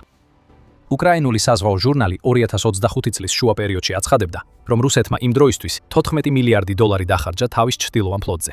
თუმცა ეს რიცხვი ახლა სავარაუდოდ რამდენიმე მილიარდით მეტია, რადგან არ არსებობს იმის ნიშნები, რომ რუსეთმა შეწყვიტა ხომალდების შეძენა. რაც შეეხება ამ ინვესტიციის ამონაგებს, Geopolitical Monitor იუწყება, რომ რუსეთმა მხოლოდ 2024 წელს თავისი ჩრდილოვანი ფლოტის მეშვეობით დაახლოებით 9.4 მილიარდი დოლარის დამატებითი შემოსავალი მიიღო. თუ ვივარაუდებთ, რომ სხვა წლებშიც ჩრდილოვანმა ფლოტმა მსგავსი ამონაგები მოიტანა, მაშინ ის კრემლის მიერ ჩადებულ ინვესტიციას რამდენჯერმე გადააჭარბა. იგივე წყარო იუწყება, რომ ჩრდილოვანი ფლოტი ახლა რუსეთის ნავთობის ექსპორტის დაახლოებით 99%-ს და ზღვით გაყიდული ნავთობის 70%-ს შეადგენს. ჩრდილოვანი ფლოტი ახლა როგორც ჩანს უფრო დიდია ვიდრე რუსეთის ოფიციალური ნავთობის ტანკერების ფლოტი, ხოლო პრიმორსკი ამ მთლიანი საეჭვო ოპერაციის ერთ-ერთ მთავარ ჰაბად ითვლება. ყოველი დღე, როცა ჩრდილოვანი ფლოტი ვერ ასრულებს იმას, რისთვისაც პუტინმა შექმნა იგი, მისთვის დიდი დარტყმაა. Rivo Arast თქმით, რომელიც ეკონომიკის ექსპერტია და ხსნის, რამდენად მნიშვნელოვანია პრიმორსკი და უსტლუგა რუსეთის ჩრდილოვანი ფლოტისთვის. ის განმარტავს, რომ რუსეთის ნავთობის 60%-ზე მეტი მხოლოდ ამ ორ პორტში გადის ექსპორტზე. დააფასებს, რომ ტანკერებს, რომლებიც პრიმორსკში შედიან, დაახლოებით 120,000 ტონა ტევადობა აქვთ. ამ ხელა ზომის ტანკერები თითოეულ რეისზე 50-დან 60 მილიონ დოლარამდე ღირებულების ნავთობს ატარებენ. ასე რომ ყოველი დღე, რომელსაც ისინი ბალტიის რეგიონში დაყოვნებაში ატარებენ, ნიშნავს, რომ ნავთობის ფული უფრო გვიან აღწევს რუსეთამდე და კრემლი მას უფრო გვიან დაბეგრავს. ეს თითოეულ გემზე ვრცელდება სხვათა შორის. შესაძლოა პრიმორსკის დახურვის გამო ათეულობით დაყოვნება წარმოიშვას. ეს მხოლოდ უარყოფით გავლენას მოახდენს რუსეთზე, რადგან ვლადიმირ პუტინი ცდილობს გაზაფხულის შეტევა განახორციელოს, რომელიც უკრაინაში იმდენად კატასტროფულად დაიწყო, რომ უკვე გამოიწვია რუსეთისთვის ყველაზე მეტი დანაკარგი ერთ დღეში, რაც კი 2026 წელს ჰქონია. რაც უფრო ნაკლები ფული შემოდის, მით ნაკლები იხარჯება შეტევაზე და კიდევ უფრო მეტი რუსი ჯარისკაცი იღუპება. ეს საკმაოდ მარტივი ლოგიკაა და ამას გარდა არსებობს შესაძლებლობა, რომ უკრაინის პრიმორსკის დარტყმამ პრობლემები შეუქმნას იმ კიდევ უფრო საეჭვო საქმეებს, რაშიც ეგრეთ წოდებულ ჩრდილის ფლოტს ბალტიის ზღვაში ადანაშაულებენ. როგორც ჩრდილის ფლოტის გემების რაოდენობა ამ წლებში გაიზარდა, ასევე გაიზარდა ცეცხლისა და ზიანის შესახებ ცნობები წყალქვეშა საკომუნიკაციო და ენერგეტიკულ ინფრასტრუქტურაზე, რომელიც ბალტიის ზღვის ტალღების ქვეშ მდებარეობს. რუსეთის ჩრდილის ფლოტი საფრთხეს წარმოადგენს არა მხოლოდ იმიტომ, რომ ის რუსეთში ნავთობის ფულის შემოდინებას აგრძელებს, არამედ იმ პირდაპირი გავლენის გამოც, რაც მას აქვს იმ ქვეყნების უსაფრთხოებაზე, რომლებიც ბალტიის ზღვის წყლებს იზიარებენ და რომელთა ბევრი ნატოს წევრია. და ეს ყველაფერი იმ შემთხვევაშიც კი, თუ არ ვახსენებთ იმას, რომ რუსეთის მიერ მოძველებული ტანკერების გამოყენება ნავთობის გადასაზიდად შეიძლება კატასტროფული ეკოლოგიური შედეგებით დასრულდეს. საკმარისია ამ 120,000 ტონიანი ტანკერებიდან ერთ-ერთს გაუჩნდეს გაჟონვა, რომ ბალტიის ზღვაში ეკოლოგიური კატასტროფა მოხდეს. უკრაინის მიერ პრიმორსკზე თავდასხმა შეიძლება იყოს გზა, რომ ქვეყანამ რუსეთის ერთ-ერთი ყველაზე მნიშვნელოვანი ბალტიის ზღვის ზედმეტად სახიფათო გახადოს. პუტინმა ახლა უკვე იცის, რომ უკრაინას შეუძლია პრიმორსკზე დარტყმა. და არა მხოლოდ ეს, უკრაინას შეუძლია პრიმორსკზე დარტყმა ისეთი იარაღით, რომელსაც სპორტის ინფრასტრუქტურის განადგურება შეუძლია. თუ ეს დარტყმები გაგრძელდება, რისკავს რუსეთი, რომ კვლავ გამოიყენოს პრიმორსკი, როგორც ნავთობის ექსპორტის ცენტრი. შესაძლოა ასე იყოს. ეს უბრალოდ მეტ ნავთობის დაწვას ნიშნავს. მაგრამ თუ რუსეთი უკან დაიხევს, ის დაკარგავს იმ უსაფრთხოების საფრთხეს, რომელიც ბალტიის ზღვაში შექმნა ეგრეთ წოდებული ჩრდილოვანი ფლოტის მეშვე. რის მეშვეობით, რაც პუტინის ამბიციებისთვის არანაკლებ საზიანო შეიძლება იყოს. ბალტიის ზღვა უნდა ყოფილიყო ადგილი, სადაც პუტინი ძალაუფლებას გამოავლენდა. მაგრამ ირონიულად, ახლა ის რუსეთის ერთ-ერთ ყველაზე დიდ სისუსტედ გამოჩნდა. მიუხედავად იმისა, რომ ხედავთ, როგორც ცდილობს რუსეთი ბალტიის რეგიონში ქაოსის გამოწვევას, ესტონეთის, ლატვიისა და ლიტვის წინააღმდეგ ჰიბრიდული თავდასხმებით, ამგვარ სიგიჟესაც თავისი ლოგიკა აქვს. კრემლს სურს კონტროლირებადი ქაოსი ბალტიის რეგიონში, რომლის მეშვეობითაც შეუძლია გამოავლინოს ის ძალაუფლება, რაზეც ახლა თქვით. როდესაც უკრაინა ასეთ რამეს აკეთებს, როგორიცაა ძლიერი რაკეტებისა და დრონების, ან რაკეტა-დრონის ჰიბრიდების გაშვება რუსეთის მნიშვნელოვან ბალტიის ზღვის პორტზე, კონტროლი ქრება და მხოლოდ ქაოსი რჩება. პუტინს ამის საშუალება არ აქვს. რუსეთის სამხედრო ძალის დემონსტრირება ბალტიის ზღვაში მხოლოდ გარკვეულ ზღვრამდე შეიძლება მივიდეს, სანამ ნატოს პასუხს მიიღებს და აქამდე ამ ზღვარს კარგად იცავდა. აი ასე მოახერხა ჩრდილის ფლოტმა ამ წყლებში ასეთი აქტიურობის შენარჩუნება. ახლა კიდე როგორც ეს არაერთხელ გაუკეთებია რუსეთთან ომში, უკრაინა ცდილობს პუტინი აიძულოს ისეთი გადაწყვეტილებების მიღებას, რომლებიც მას არ სურს. ბალტიის ზღვაში არსებული რუსული აქტივები სამიზნეებად იქცევა, რაც აჩვენებს, რამდენად არის რუსეთი დამოკიდებული ამ კონკრეტულ წყლის გზაზე. ეს არის სისუსტე და ისევ ყველაფერი საბოლოოდ ნაღდ ფულზე მოდის. ფლოტის ჩათვლით, რუსეთი დაახლოებით 100 მილიარდ დოლარს გამოიმუშავებს წელიწადში იმ ექსპორტიდან, რომელიც ბალტიის ზღვაში გადის და სხვა ქვეყნებში მიემართება. ეს უკრაინული გამოცემა Ukraine World-ის 2025 წლის ივნისის ანგარიშის მიხედვითაა, რომელიც ამატებს, რომ ყოველთვიურად ბალტიის წყლებში დაახლოებით 100 ტანკერი მოძრაობს და რუსულ ნავთობს პუტინის პრიდველებთან მიაქვს. ბალტიის ზღვა იმდენად მნიშვნელოვანია რუსეთისთვის, რომ მხოლოდ ამ წყლის გზით ექსპორტიდან მიღებული შემოსავალი კონკურენციას უწევს იმ სამხედრო დახმარებას, რომელსაც დასავლეთის ქვეყნები უკრაინას აწვდიან. მართალია ეს თანხა მთლიანად კრემლს არ მიეწოდება, მაგრამ მას რუსეთი ამ გადასახადებს და ეს ყოველწლიურად მრავალი მილიარდი დოლარია, რომელიც შეიძლება უკრაინის ომის დასაფინანსებლად იქნას გამოყენებული. ადრე ვახსენეთ, რომ პრიმორსკის ნავთობის ტერმინალის სიმძლავრის მიხედვით კიდევ რამდენიმე გამოთვლას ჩავატარებდით. ეს მონაცემები ნათლად აჩვენებს, თუ რამდენად მნიშვნელოვანი ეკონომიკური სასიცოცხლო არტერია წარმოადგენს ეს პორტი რუსეთისთვის, როცა ის ომს აწარმოებს უკრაინის წინააღმდეგ. მას შემდეგ, რაც აშშ-მ დაიწყო ოპერაცია ეპიკური რისხვა ირანის წინააღმდეგ, ნავთობის ფასმა მკვეთრად მოიმატა და ხშირად $100-საც კი აჭარბებს ერთ ბარელზე. ეს შესანიშნავი სიახლეა პუტინისთვის. რუსეთი გადარჩა იმით, რომ თავის ბინძურ ნავთობს სტანდარტულ ფასზე ბევრად იაფათყიდის, ამიტომ მაღალი ფასი ნიშნავს მეტ ფულს, თუნდაც ფასდაკლებით გაყიდვის პირობებში. ევრონიუსის მიხედვით, რუსეთი 2025 წლის დეკემბერშიც კი ბარელზე დაახლოებით $25 ფასდაკლებას თავაზობდა. თუ ვივარაუდებთ, რომ იგივე ფასდაკლება მოქმედებს ახლა, როცა ნავთობის ფასი ბარელზე $100 უახლოვდება, ეს ნიშნავს, რომ რუსეთის ნავთობის ფასი დაახლოებით $65 ბარელზე. ეხლა გახსოვდეთ, რომ ევრომაიდენ პრესი ასევე ამბობს, რომ პრიმორსკი წელიწადში დაახლოებით 60 მილიონ ტონა ნედლ ნავთობს ამუშავებს, რაც 419.4 მილიონ ბარელს შეადგენს. თუ ვივარაუდებთ იმ ფასდაკლებას, რომელიც ახლახან ვახსენეთ, და იმ სიტუაციას, როცა ნავთობის ფასები მნიშვნელოვნად არ შემცირდება, როგორც შეიძლება მოხდეს, თუ აშშ-ში გააგრძელებს ოპერაცია Epic Furies, ეს ნიშნავს, რომ მხოლოდ პრიმორსკი წელს რუსეთის ეკონომიკაში $37.4 მილიარდზე მეტს შეიტანს. ამ მდგომარეობის შენარჩუნება დაუშვებელია. უკრაინამ ეს იცის და სწორედ ამიტომ დაარტყა პრიმორსკს. ეს პორტი პუტინისთვის გარკვეულწილად შეუცვლელია, როგორც ბალტიის ზღვაზე ძალაუფლების დემის დემონსტრირების, ასევე იმ უზარმაზარი თანხის გამო, რომელსაც ის შეჭრისთვის გამოიმუშავებს. უკრაინისთვის ამ პორტის განადგურება ახლა ნიშნავს, რომ პუტინს მომავალში ნაკლები ფული ექნება. ეს ასევე შეგვახსენებს, რომ უკრაინის ომი კვლავ მძაფრად მიმდინარეობს, მიუხედავად იმისა, რომ მსოფლიოს ყურადღების დიდი ნაწილი ახლა აშშ-ის ქმედებებზეა გადატანილი ირანში. როდესაც დრონები, სავარაუდოდ ფლამინგოს ტიპის რაკეტა დრონის ჰიბრიდები პრიმორსკს ესხიან თესხმიან თავს, უკრაინა ინარჩუნებს თავის ადგილს საერთაშორისო დღის წესრიგში. ამასობაში პუტინი უყურებს, როგორ აღთმევენ რუსეთს იმას, რასაც ვერაფრით ჩაანაცვლებს. და პრიმორსკი ერთადერთი შეუცვლელი რამ არ არის, რაც პუტინმა ბოლო რამდენიმე დღის განმავლობაში დაკარგა. უკრაინიდან 1200 კილომეტრზე მოშორებით, რუსეთი იცავდა კიდევ ერთ შეუცვლელ საგანს. მისი კიდევ ერთი მთავარი არტერია, რომელიც ფულს აწვდიდა პუტინის საომარ მანქანას, დამალული იყო. რუსეთს ეგონა, რომ ეს არტერია უსაფრთხო იყო. უკრაინა მის მთლიანად გახსნა ერთჯერადი ქირურგიული დარტყმით, რამაც ყველაფერი შეცვალა. უკრაინამ ახლახან გაანადგურა მნიშვნელოვანი ნავთობის ობიექტი. პუტინი მხოლოდ უყურებს, როგორ სისხლდება არტერია, როცა უკრაინა მას მის მიერ დაწყებული ომის ახალ რეალობას აცნობს. ჩვენ მივდივართ თათრეთის რესპუბლიკაში. თათრეთი, რომელიც კამასა და ვოლგის მდინარეების შესართავში მდებარეობს, არასდროს უნდა ყოფილიყო უკრაინის ინტერესის სფეროში. ის რუსეთის ფედერაციის შიგნითაა და იმდენად ღრმად მდებარეობს, რომ უკრაინის დრონებს 1000 კილომეტრზე ან 600 მილზე მეტის გავლა მოუწევთ, რომ იქამდე მიაღწიონ. რესპუბლიკა უსაფრთხო და დაცული უნდა ყოფილიყო. იდეალური ადგილი პუტინისთვის, რომ რუსეთის ყველაზე მნიშვნელოვანი ნავთობის ობიექტები იქ განეთავსებინა, რადგან არ არსებობდა შანსი, რომ უკრაინას ოდესმე შეეძლო ეს ნავთობი დაეცვა. ალბათ უკვე ხვდებით, საით მივდივართ ამ ამბავში. პუტინი სრულიად ცდებოდა და უკრაინამ ეს დაამტკიცა 23 თებერვლის გამანადგურებელი დარტყმით, რომელმაც რუსეთი შეძრა და როგორც მოგვიანებით გაიგებთ, სერიოზული პრობლემები შეუქმნა იმ მილსადენს, რომელზეც რუსეთი დამოკიდებულია, რათა შეინარჩუნოს ბინძური ფული, რომელსაც ნავთობიდან იღებს. როცა განთიადი ალმეტევსკის რაიონში, თათრეთში, გათენდა რაიონის მცხოვრებლებმა ისეთი დილა ნახეს, როგორიც არასდროს ჰქონიათ. მშვიდი გაღვიძება არ ექნებოდა. ამის ნაცვლად რაიონში გაისმა სირენების ხმა და ქარხნების სასოწარკვეთილი სიგნალები, რადგან ძლიერი აფეთქებების სერია შეარხევდა მთელ რაიონს. ეს აფეთქებები, როგორი შემზარავიც არ უნდა ყოფილიყო, არ ყოფილა იარაღის შედეგი, რომელიც ალმეტევსკის მშვიდობიან მოსახლეობას ესროლეს. უკრაინა მართლაც გაგზავნა თავისი ყველაზე ძლიერი შორ-მანძილზე მოქმედი იარაღები ამ რაიონში, მაგრამ ყველა მათგანი მიმართული იყო მხოლოდ ერთ სამხედრო ობიექტზე, კალაკინოს მთავარი ნავთობის სატუმბის სადგური, რომელიც ეკუთვნის ტრანსნეფტ პრიკამიას. უკრაინის დრონებმა 1200 კილომეტრზე მეტი, ანუ დაახლოებით 745 მილი გაიარეს ამ ობიექტამდე მისასვლელად და თითოეულმა მათგანმა დაარტყა სატუმბ სადგურს, რომელიც ამარაგებს გიგანტურ დრუჟბას ნავთობს სადენს, რომელსაც რუსეთი პუტინის შეჭრის დასაწყისიდან იყენებს შემოსავლის მისაღებად. რაც უკრაინამ დაარტყა, ჩვეულებრივი ნავთობის ობიექტი არ იყო. როგორც News Sky თავის რეპორტაჟში უკრაინულ დარტყმაზე განმარტავს, პელიკინო რუსეთის ერთ-ერთი მთავარი ნავთობის არტერია. ეს რუსეთის ენერგეტიკული სექტორის სტრატეგიული შერევის კვანძია. აქ იკრის თავს დასავლეთ ციმბირიდან და ურალ-ვოლგის რეგიონიდან მომდინარე ნავთობი. ნედლეული საჭირო საექსპორტო პირობებამდე ირევა და შემდეგ მაღალი წნევით იგზავნება დრუჟბას, მთავარ ნავთობსადენში და ზღვის ტერმინალებისკენ. გამოცემა წევს, თუ რას დაარტყა უკრაინამ 23 თებერვალს. და ამას მოყვა მთავარი მიზეზი, რის გამოც უკრაინამ სწორედ ეს სატუმბი სადგური აირჩია ყველა დანარჩენის ნაცვლად. რუსეთის ნავთობის ექსპორტის თითქმის მესამედი სწორედ ამ კონკრეტულ სადგურზე გადის. რამდენიმე წუთში ვისაუბრებთ იმ ფინანსურ ზიანზე, რომელიც უკრაინამ ახლახან მიაყენა რუსეთს.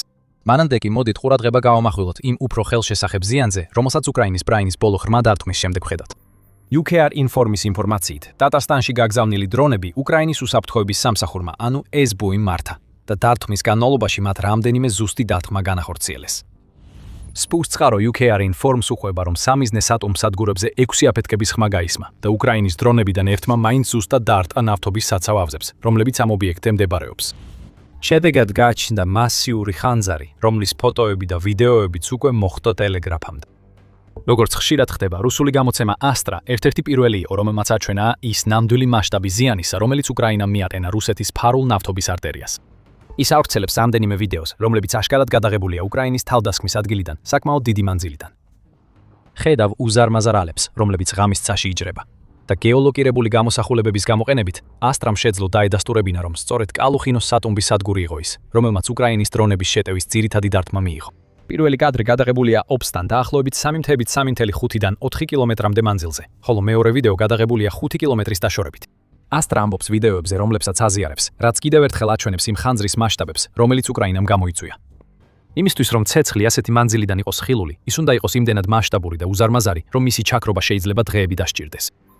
და მაშინაც კი, როცა ხანძარი ჩააქრეს, რუსეთს მოუწევს რთული სამუშაოს შესრულება და სადგურის შეკეთება, რაც შეიძლება მის ნავთობის სატომ სადგურს კვირეობით და არა თვეებით გამოაგოს მუშაობას. იმდენად მასშტაბური ხანძრის წინაშე, რომელიც შორიდანაც კი ჩანს, რუსეთმა გააკეთა ის, რასაც ყოველთვის აკეთებს, უკრაინის წარმატებული ღრმა დარტყმის შემდეგ და უფარავად იცრუა. მილიტანიმ გააზიარა რუსი ოფიციალური პირების კომენტარები თავდასხმის შემდეგ, რომლებმაც განაცხადეს. მორიგე საჰაერო თავდაცვის სისტემებმა ალმეჩიევსკის რაიონის ცაზე უპილოტო საფრენი აპარატი გაანეიტრალეს. ინდუსტრიულ ზონაში ჩამოვარდნილი ნამსხვრევების შედეგად ლოკალური ხანძარი გაჩნდა. მართლა რუსეთო, ისევ უპილოტო აპარატის ნამსხვრევების საბაბს მიუმართავთ. ხანძარი, რომელიც 5 კილომეტრის, ანუ დაახლოებით 3 მილის მანძილიდანაც კი ჩანდა, მეტალისა და პლასტმასის ნამსხვრევებმა გამოიწვია. ის შემთხვევით ისევ იმ კონკრეტულ ობიექტს მოხდა, რომელსაც უკრაინა სურდა დაერტყა. თუ ეს რუსეთის საჰაერო თავდაცვის სისტემების მოქმედებაა, უკვე ისეთი შთაბეჭდილება რჩება, რომ პუტინს უკეთესი შედეგი ექნებოდა თავის საჰაერო თავდაცვას რომ უბრძანოს იმ ობიექტებზე ესროლონ, რომელსაც უკრაინა ესვრის. ასე მაინც რუსეთს აღარ მოუწევდა თავის მოთხოვება. ეს თავდაცვითი სისტემები საერთოდ არ გამოდგა სასარგებლო უკრაინის დრონების შეჩერებაში. ასე რომ, სოფლიოს ყველაზე ზუსტი დრონის ნამსხვრევები ისევ და ისევ ხდება მიზანს. და როგორც მილიტანი განმარტავს, ეს ნიშნავს, რომ რუსეთმა სატუმბის სადგური დაკარგა, რომელიც იღებს და აერთიანებს ნავთობს სხვადასხვა რეგიონიდან და შემდეგ მას დრუჟბას მილსადენში აწვდის. როდესაც კალიუკინოს სატუმბის სადგური მუშაობს როგორც საჭიროა, ის ემსახურება რუსეთის მთავარ ნავთობგადამამუშავებელ ქარხნებს. გარდა ამისა, აგზავნის ნავთობს პირდაპირ იმ ქვეყნებში, რომლებიც კვლავ ყიდულობენ რუსეთიდან, მიუხედავად იმისა, რომ პუტინი და მისი ქვეყანა სანქციების ქვეშ არიან. შეგიძლიათ თქვათ, რომ უკრაინამ ახლა პირდაპირ შუათითი უჩვენა ერთ-ერთ იმ ქვეყანას, რომელსაც რუსეთი არალეგალურ ნავთობს აწვდის. მაგრამ ამ კონკრეტულ ქვეყანას ცოტა ხანში დაუბრუნდებით. მილიტანმა თქვა, რომ სატუმბის სადგური, რომელსაც უკრაინამ დაარტყა, დღეში 350,000 ტონა ნავთობის მიღებასა და გადატუმბას შეძლებს. გამოცემა ამტკიცებს, რომ ეს წელიწადში 4.2 მილიონი ტონას უდრის, მაგრამ მათემატიკურად ეს არ ემთხვევა. ნუ თუ მილიტანმა იგულისხმა, რომ კალუკინოს სადგური თვეში 350,000 ტონა ნავთობს იღებს, რაც წელიწადში 4.2 მილიონს შეადგენს, თუ უბრალოდ არასწორი გამოთვლები გააკეთა. 350,000 ტონა ნავთობი ყოველდღიურად წელიწადში 127,75 მილიონ ტონას შეადგენს, რაც უფრო შეესაბამება იმ 100 მილიონ ტონაზე მეტ ნავთობს, რომელზეც კასპიის პოლიტიკის ცენტრის უფროსმა მკვლევარმა, დოქტორმა ერიკ რუდენშოლცმა, უკრაინის დარტყმაზე LinkedIn-ზე გამოკრხნებულ პოსტში ისაუბრა. 100 მილიონზე მეტი მაჩვენებელი ყველაზე სარწმუნოდ ჩანს და ეს კარგად გადაგვიყვანს იმ მიზეზებზე, თუ რატომ განახორციელა უკრაინამ ეს კონკრეტული დარტყმა. ამ მიზეზებს შორის მთავარი დრუჟბას ნავთობსადენის პრობლემის გადაჭრა. ადრე ვახსენეთ, რომ კალიკინოს სადგური ამუშავებს იმ ნედლი ნავთობის დაახლოებით 30%, რომელსაც რუსეთი აგზავნის ძირითად საექსპორტო მარშრუტებზე, როგორიცაა დრუჟბას ნავთობსადენი. ეს ნავთობი მოდის რამდენიმე სხვადასხვა წყაროდან, მათ შორის თავად თათარსტანიდან, ასევე დასავლეთ ციმბირიდან, ბაშკორტოსტანიდან და უდმურტიიდან. სხვა სიტყვებით რომ ვთქვათ, ის რაც უკრაინამ ახლახან გაანადგურა, არის საკვანძო კვანძი უზარმაზარ ქსელში, რომელიც მხოლოდ იმისთვის არსებობს, რომ ფული მუდმივად მიედინებოდეს რუსეთში. რუსეთი. სანამ ვლადიმირ პუტინმა დაიწყებდა თავის შეჭრას, ეს ფული რუს ხალხს ეხმარებოდა. ეხლა ეს ფული იხარჯება კატასტროფულ შეჭრაზე, რომელიც რუსეთის ლიდერმა 4 წლის წინ დაიწყო. დრესპას მილსადენს მთლიანობაში შეუძლია დღეში 2 მილიონი ბარელი რუსული ნავთობის გადატანა, თუმცა უცნობია ყოველთვის აღწევს თუ არა მილსადენი ამ მოცულობას. თუ ვივარაუდებთ, რომ მაქსიმალური მოცულობა მიიღწევა, ეს ნიშნავს, რომ დრესპას მილსადენი ყოველთვე რუსეთისთვის მილიონობით დოლარის ღირებულების ნავთობს გადააქვს.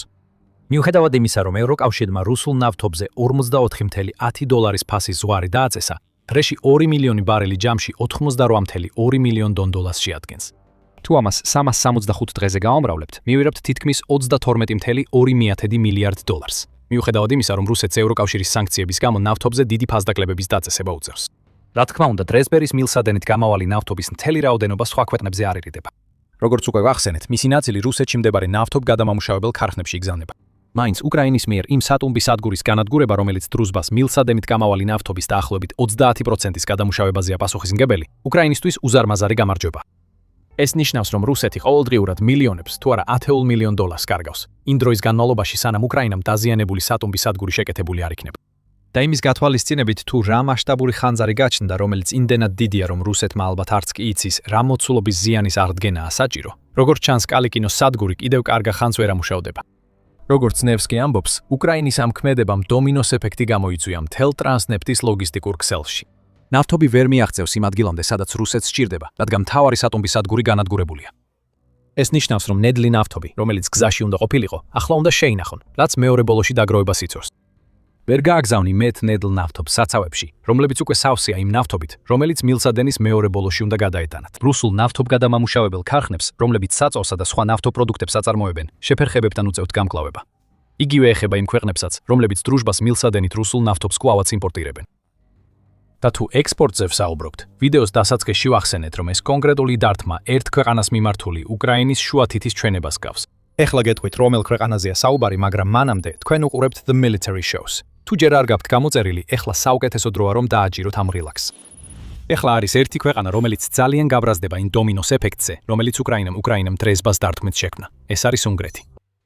უფრო სწორად რომ ვთქვათ, უნგრეთის პუტინის მომხრე პრემიერ-მინისტრი ვიქტორ ორბანი ძალიან გაბრაზდება იმაზე, რომ უკრაინამ დიდი წილი წაართვა დრეზდენის მილსადენის პროექტს. და მიზეზი ის არის, რომ ორბანი უკვე გაბრაზებული იყო იმაზე, რომ უკრაინას არ ჩაუტარებია სარემონტო სამუშაოები იმ უზარმაზარი მილსადენის იმ მონაკვეთზე, რომელიც მის ტერიტორიაზე გადის და უნგრეთში შედის. ორბანი იმდენად გაბრაზებულია ამ თითქოს შეურაცხყოფით, რომ ცდილობს აიძულოს ევროკავშირი შეაჩეროს 90 მილიარდი ევროს, ანუ 106 მილიარდი დოლარის, სესხის გაცემის პროცესი, რომელიც უკრაინის დასახმარებლად უნდა გამოიყოს რუსული აქტივების გამოყენებით, რომლებიც ევროკავშირშია გაყინული.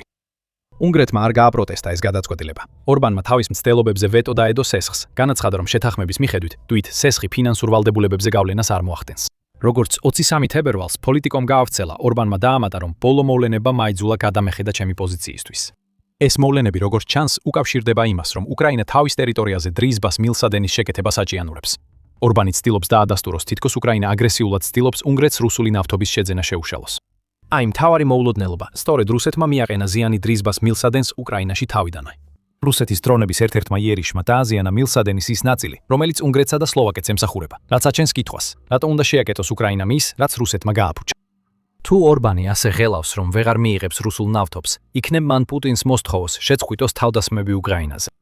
ამის გარდა, როგორც უნგრეთს, ისე სლოვაკეთს დაახლოებით 90 დღიანი ნავთობის მარაგი აქვთ. ასე რომ უკრაინას არ სჭირდება იჩქაროს და შეაკეთოს ის მილსადენი, რომელიც თავიდანვე რუსეთმა დააზიანა. მაინც უნგრეთი ცდილობს ვეტო დაადოს ევროკავშირის სესხს, სანამ თავისას არ მიიღებს. ასე რომ უკრაინის ბოლო თავდასხმა ორბანისთვის ერთგვარი შუა თითის ჩვენებაა. თუ უნგრეთის პრემიერ-მინისტრი აპირებს იწუწუნოს იმ ზიანზე, რაც რუსეთმა მიაყენა, მაშინ უკრაინას შეუძლია კიდევ უფრო გააუარესოს მდგომარეობა და გააჩეროს ნავთობის მიწოდება, როდება რომელიც დრუჟბას მილსადენით მიედინება. სხვათა შორის, ევროკავშირის საბჭომ დაამტკიცა ორი კანონი, რომლებიც 24 თებერვალს ევროკავშირის მიერ უკრაინისთვის სესხის გაცემას ლეგალურად აქცევს. ასე რომ ორბანის ვეტოს მუქარები შეიძლება ისეთი სერიოზული არ იყოს, როგორც თავიდან ჩანდა. გავაგრძელოთ. უკრაინამ ასევე დაარტყა კალიკინოს სატუმბ სადგურს, რადგან იცოდა, რომ ეს რუსეთის ფედერალურ ბიუჯეტს დიდ დარტყმას მიაყენებდა. დარჩით ჩვენთან, რადგან სანამ ამ თემაზე გადავიდოდეთ, ამ დარტყმას კიდევ ერთი ეფექტი აქვს, რომელიც შეიძლება შეუმჩნეველი დარჩეს, ფსიქოლოგიური ასპექტი. დაფიქრდით იმ მექანიკაზე, რაც უკრაინამ კალიკინოს დარტყმით მოახერხა. უკრაინამ უნდა გაეშვა დრონები, რომლებიც როგორც ნევსკი ამბობს, სავარაუდოდ იყო მოწინავე I-300 Enterprise-ის შორმანძილზე მოქმედი დრონები, რომლებიც 740 მილის სიღრმეში შეიჭრნენ რუსეთში. გამოცემის თქმით, ეს დრონები დაბალ სიმაღლეზე გადაადგილდებოდნენ ტყიან ტერიტორიებსა და მდინარის კალაპოტებზე და სამიზნეებს ისეთი სიზუსტით ურტყამდნენ, რომ შეცდომის მაჩვენებელი რამდენიმე ფუტზე მეტი ვერ იქნებოდა. და დრონებმა ეს ყველაფერი მოახერხეს ფრენის შემდეგ, რომელიც დაახლოებით 10 საათს გაგრძელდა. ანუ ეს იყო დრო, როცა დრონები ავტონომიურად დაფრინავდნენ და რუსეთის საჰაერო თავდაცვის სისტემებს არ გაუნადგურებიათ. შოკი და ფსიქოლოგიური ტრავმა, რომელსაც ასეთი თავდასხმა იწვევს, უზარმაზარია. თათაშტანის მსგავსი ადგილები მიზანში მოხვედრისთვის არ არის განკუთვნილი. ტექნიკურად პუტინი ფიქრობდა, რომ რუსეთში არც ერთი ადგილი არ იქნებოდა საფრთხეში, როდესაც მან თავისი შეჭრა დაიწყო. მაგრამ ისეთი შორეული რეგიონი, როგორიცაა თათარსტანი, უნდა ყოფილიყო უკრაინის ცუდომის ფარგლებს გარეთ, მაგრამ ასე არ არის. სირენები, რომლებიც კალიკინოში ხანძრის დროს ისმოდა, თათასტანის მოსახლეობისთვის მკაცრი შეხსენება იყო იმისა, რომ პუტინმა თავისი ქვეყანა ომში ჩაითრია, რომელიც არა მხოლოდ შინ ბრუნდება, არამედ უფრო ღრმად აღწევს რუსეთში. სკოლების დახურვა და აეროპორტების მუშაობის შეჩერება ყოველ ჯერზე, როცა უკრაინის დრონები ჩნდება, კიდევ ერთი შეხსენებაა. რუსი ხალხის წმენა პუტინის როგორც დამცველის მიმართ ირღვევა ასეთი დარტყმებით და უკრაინის ყოფილი დაზვერვის უფროსი, ხოლო ახლა უკრაინის პრეზიდენტის ოფისის ხელმძღვანელი კირილ ბუდანოვი ჯერ კიდევ 2024 წლის სექტემბერში ხსნიდა, რომ ასე მოხდებოდა. უკრაინის დარტყმებს რუსეთის ტერიტორიაზე, რომლებიც იმ დროს განიწყებოდა, ნიშნულოვანი მიზანი ჰქონდათ მიღწეული. რუსი ხალხის რწმენა, რომ ისინი უსაფრთხო ქვეყანაში ცხოვრობენ, დაირღვა. ხსნის ბუდანოვი და ამატებს, რომ ეს არის ყველა ამ ღრმა დარტყმის მთავარი მიღწევა. მიუხედავად იმისა, რომ ფსიქოლოგიური ზეწოლა ალბათ არ არის უკრაინის ღრმა დარტყმების მთავარი მიღწევა, 2026 წელს ის იმდენად ძლიერია, რომ თვით პუტინიც კი გრძნობს შიშს. უკვე 2025 წლის მარტში, როდესაც პუტინი ნაწილობრივ ზავის მიღწევას ცდილობდა და არა იმ სრულ ზავს, რომელიც იმ დროს იყო შეთავაზებული, მან განსაკუთრებული ყურადღება გაამახვილა იმაზე, რომ ეს ზავი მოეცვა შორ მანძილზე დარტყმებსაც. სხვა სიტყვებით რომ ვთქვათ, პუტინს ეშინია უკრაინის შორ მანძილზე მოქმედი დრონების და იმ ზიანის, რაც მათ შეუძლიათ მიაყენონ რუსეთის მოსახლეობას. და საბოლოოდ სწორედ პუტინი უყურებს იმას, თუ როგორ იცლება ფინანსურად ის ქვეყანა, რომელსაც ის ხელმძღვანელობს, ისეთივე თავდასხმების შედეგად, როგორიც ახლა ვიხილეთ თათრეთში. ამით ისევ ფინანსურ ასპექტს უბრუნდებით. New Sky აღნიშნავს, რომ ის, რაც უკრაინამ ახლა გააკეთა, დარტყმაა რუსეთის ფედერალურ ბიუჯეტზე, რომლის უმეტესობაც მოდის იმ შემოსავლების დაბეგვაზე, რომელსაც რუსეთის ნავთობისა და გაზის კომპანიები იღებენ, ისეთი მილსადენებით გაყიდვიდან, როგორიცაა დრუჟბა. მთავარი სატუმბის სადგურის გამორთვა ნიშნავს, რომ ნაკლები ფული შემოდის, როგორც ადრე დავადგინეთ. თუმცა ჩვენ არ შეგხვებია იმას, თუ რამდენად იდეალური იყო დრო, როდესაც უკრაინამ ბოლო დარტყმა განახორციელა. როგორც ოქსფორდის ენერგეტიკული კვლევების ინსტიტუტი აღნიშნავს, ნავთობი და გაზი რუსეთის მთლიანი ფედერალური ბიუჯეტის შემოსავლის 30-დან 50%-მდე ნაწილს შეადგენს ნებისმიერ წელს. მიუხედავად იმისა, რომ ეს არ არის შემთხვევა, როდესაც რუსეთს ყველა კვერცხი ერთ კალათაში უდევს, ეს პროცენტული მაჩვენებლები საკმაოდ მაღალია იმისთვის, რომ რუსეთის ენერგეტიკულ სექტორში ნებისმიერი შეფერხება სერიოზულ პრობლემებს იწვევდეს. და ახლა, როდესაც რუსეთის ფედერალური ბიუჯეტის ასეთი დიდი ნაწილი უკრაინის ომის დაფინანსებას ეთმობა, რუსეთის მოსახლეობის ხარჯზე უკრაინა ცდილობს იპოვოს გზები, რომ რუსეთის ბიუჯეტური მდგომარეობა მაქსიმალურად გააუარესოს. რატომ? რუსეთი უკვე ბიუჯეტური კრიზისის წინაშეა. ახლა კი მდგომარეობა კიდევ უფრო გაუარესდება.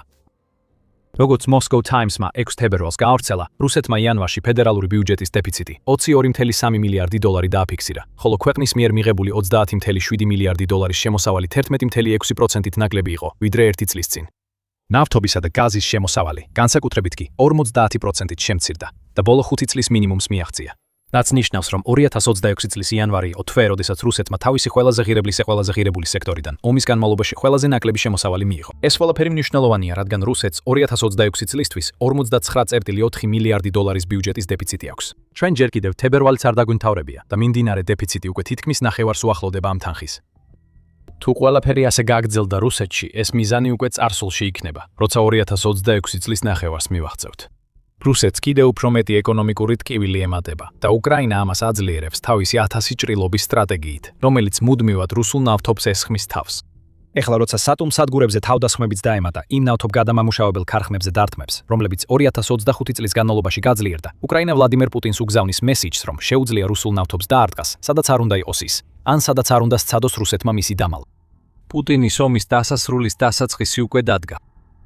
თათარსტანზე დარტყმით უკრაინამ კიდევ უფრო გააძლიერა ღრმა დარტყმების კამპანია, რომელიც რუსეთს აიძულებს სისხლისგან დაიცალოს ბევრად ადრე, ვიდრე ვლადიმერ პუტინის ჯარები უკრაინაში შეძლებენ იმ ტერიტორიების აღებას, რაც მას სჭირდება. და თუ ვსაუბრობთ უკრაინის მიერ რუსეთის შიგნით ისტორიული დარტყმების განხორციელებაზე, ხოლმე რამდენიმე კვირის წინ საუბრობდით იმაზე, რაც უნდა ჩაითვალოს ერთ-ერთ ყველაზე შთამბეჭდავ ღრმა დარტყმად, რაც კი ოდესმე უკრაინას განახორციელებია. უკრაინამ ახლახან რუსეთში რაღაც დიდი დააზიანა. ისტორიულ ღამეს უკრაინამ გაანადგურა რაღაც ისეთი, რასაც პუტინი ვეღარასდროს ჩაანაცვლებს და რუსეთის პრეზიდენტი შეძლწუნებულია. ძირითადი ქარხანა იწვის და ეს ერთადერთი არ არის. უკრაინამ ერთ ღამეში ყველაფერი სწორად გააკეთა. რედკინო, ბელგოროდი, ბრიანსკი და სარატოვი ყველა იწვის. და პუტინს არაფრის გაკეთება არ შეუძლია ამის წინააღმდეგ. დავიწყებთ რედკინოს სოფლით. ეს სოფელი მდებარეობს ტვერის რეგიონში რუსეთში და იქ მდებარეობს ქარხანა, რომელიც აწარმოებს საწოს რუსეთის ორი ყველაზე მნიშვნელოვანი რაკეტისთვის, 55-სა და X-101-ისთვის. პუტინს ეგონა, რომ ქარხანა უსაფრთხოდ იქნებოდა. ტვერი მოსკოვსა და სანქტ-პეტერბურგს შორისაა მოქცეული და უკრაინულ დრონებს ასობით მილის გავლა მოუწევდათ მის მისაღწევად. და სწორედ ეს გააკეთეს მათ. United მედიის მიხედვით 7 თებერვლის დილას უკრაინული დრონები რედკინოს მიმართულებით გაფრინდნენ. მათ გვერდი აუარეს რუსეთის მწირ საჰაერო თავდაცვას და პირდაპირ დარტყმები მიაყენეს ქარხანას, რომელიც გავრცელებული ინფორმაციით იშვიათ რაკეტების საწოს, დესილინ M-ს აწარმოებს. ეს საწვავი ახლა იწვის იმ ქარხანასთან ერთად, რომელიც მას აწარმოებს და რუსეთი ვეღარ უარყოფს იმას, რაც ხდება. NASA-ს Firms პლატფორმამ ქარხანაში ძლიერი ხანძარი დააფიქსირა დარტყმის შემდეგ, ხოლო ადგილზე მცხოვრებლებმა გადაიღეს კადრები ხანძრისა და ქარხანიდან ამოსული სქელი შავი კვამლის შესახებ. ამ ვიდეოებიდან ერთ-ერთი, რომელიც United 24 Media-მ X-ზე გააზიარა, აჩვენებს ხანძარს რარს, რომელიც შორიდანაა გადაღებული. ხეების ხაზს მიღმა ვხედავთ ცეცხლს, გვესმის მოახლოებული დრონების ზუზუნი და რუსული საჰაერო თავდაცვის სისტემების სასოწარკვეთილი სროლა, რომლებიც ვერ ახერხებენ უკრაინის მიერ რედკინოში გაგზავნილი იარაღის ეჩერებას. დრონი მიზანს ხდება ძლიერი აფეთქება და რედკინოს ქარხანა იწვის. მეტი. Astra Telegram-ის არხზე გავრცელებული კადრები აჩვენებს უკრაინის ერთ-ერთ დრონს, რომელიც ქარხნისკენ მიემართება. არხის ინფორმაციით, ადგილობრივებმა ასევე განაცხადეს, რომ განადგურებული ქარხნიდან ქიმიური სუნი მოდიოდა, რაც მიუთითებს, რომ უკრაინის დრონებმა ძალიან მნიშვნელოვან ობიექტს დაარტყეს. Redkinos ექსპერიმენტული ქარხანა არის დიდი რუსული სამრეწველო საწარმო, რომელიც სპეციალიზებულია ქიმიური პროდუქტების შემუშავებასა და წარმოებაში. კომპანიის ვებგვერდზე აღნიშნულია, რომ ქარხანა რამდენიმე ათეული წელია უნიკალური ქიმიური პროდუქტების მწარმოებელია. ავიაციისა და კოსმოსური ინდუსტრიისთვის. თავარი სიტყვებია რამდენიმე ათეული წელი ერთ ღამეში. უკრაინამ გაანადგურა რაღაც, რაზეც რუსეთი მინიმუმ იმდენი ხანია ეკორდნობა, რამდენიც პუტინი ხელისუფლებაში. და მოგვიანებით ვიდეოში დაუბრუნდებით კითხვას, რატო იყო ეს კონკრეტული ქარხანა და მისი პროდუქცია ასეთი მნიშვნელოვანი. პირველ რიგში გითხარით, რომ რუსეთში ყველაფერი იწოდა და არ მოგატყუეთ. Redkinos დარტყმამ ყველა სათაური დაიკავა, მაგრამ ეს მხოლოდ ერთ-ერთი იყო იმ სერიიდან, რომელიც უკრაინამ განახორციელა. 7 თებერვალს ბრიანსკის მიმართულებით უკრაინამ გამოიყენა თავისი ნეპტუნის რაკეტები და მაღალი მობილურობის საარტილერიო სარაკეტო სისტემები, ანუ ჰაიმარსები, რათა გაენადგურებინა ენერგეტიკული ინფრასტრუქტურა ამ რუსულ რეგიონში, რის შედეგადაც ბრიანსკის მრავალი მცხოვრები სიბნელეში აღმოჩნდა. ობლასტს, რომელიც ესაზღვრება უკრაინის სუმისა და ჩერნიგოვის რეგიონებს, უკრაინა დიდი ხანია მიზანში იღებს მისი სიახლოვის გამო. და ახლა უკრაინა ამ ობლასტის მცხოვრებლებს აგრძნობინებს იმ ტკივილის ნაწილს, რაც უკრაინელებმა განიცადეს რუსეთის მუდმივი თავდასხმების შედეგად უკრაინის ენერგოსისტემაზე. ბრიანსკის ოლქის გუბერნატორმა ალექსანდრ ბოგომაზმა დაადასტურა თავდასხმა და განაცხადა: უკრაინის შეიარაღებულმა ძალებმა ჩვენი რეგიონი დაარტყეს შორი მოქმედების ნეპტუნის რაკეტებით და ჰაიმარსის მრავალჯერადი სარაკეტო სისტემებით. თავდასხმის შედეგად 7 მუნიციპალიტეტში ელექტრომომარაგება დაირღვა. სპეციალური და საგანგებო ჯგუფები მუშაობენ ელექტრომომარაგების აღდგენაზე. რაც შეეხება ამას, უკრაინის სამხედრო ძალებს ოფიციალური კომენტარი თავდასხმასთან დაკავშირებით არ გაუკეთებიათ. ხოლო Kyiv Independent აღნიშნავს, რომ ვერ შეძლო ბოგომაზის განცხადებების ისტორიის დადასტურება 7 თებერვალს. თუმცა როგორც ჩანს, დიდი ალბათობით ეს უკრაინამ მოახერხა. რუსეთს დიდი ისტორია აქვს იმისა, რომ ცდილობს უარყოს თავდასხმების არსებობა. ამიტომ წარმატებული დარტყმის დადასტურება საკმაოდ იშვიათია და აღსანიშნავია. და ეს ყველაფერი არ იყო. კიდევ ბევრი რამ მოხდა. იმ ღამეს, სანამ უკრაინა რედკინოსა და ბრიანსკს ცეცხლში გაახვედა, მან ასევე სამიზნე დაირჩია რუსეთის ბელგოროდის ოლქი.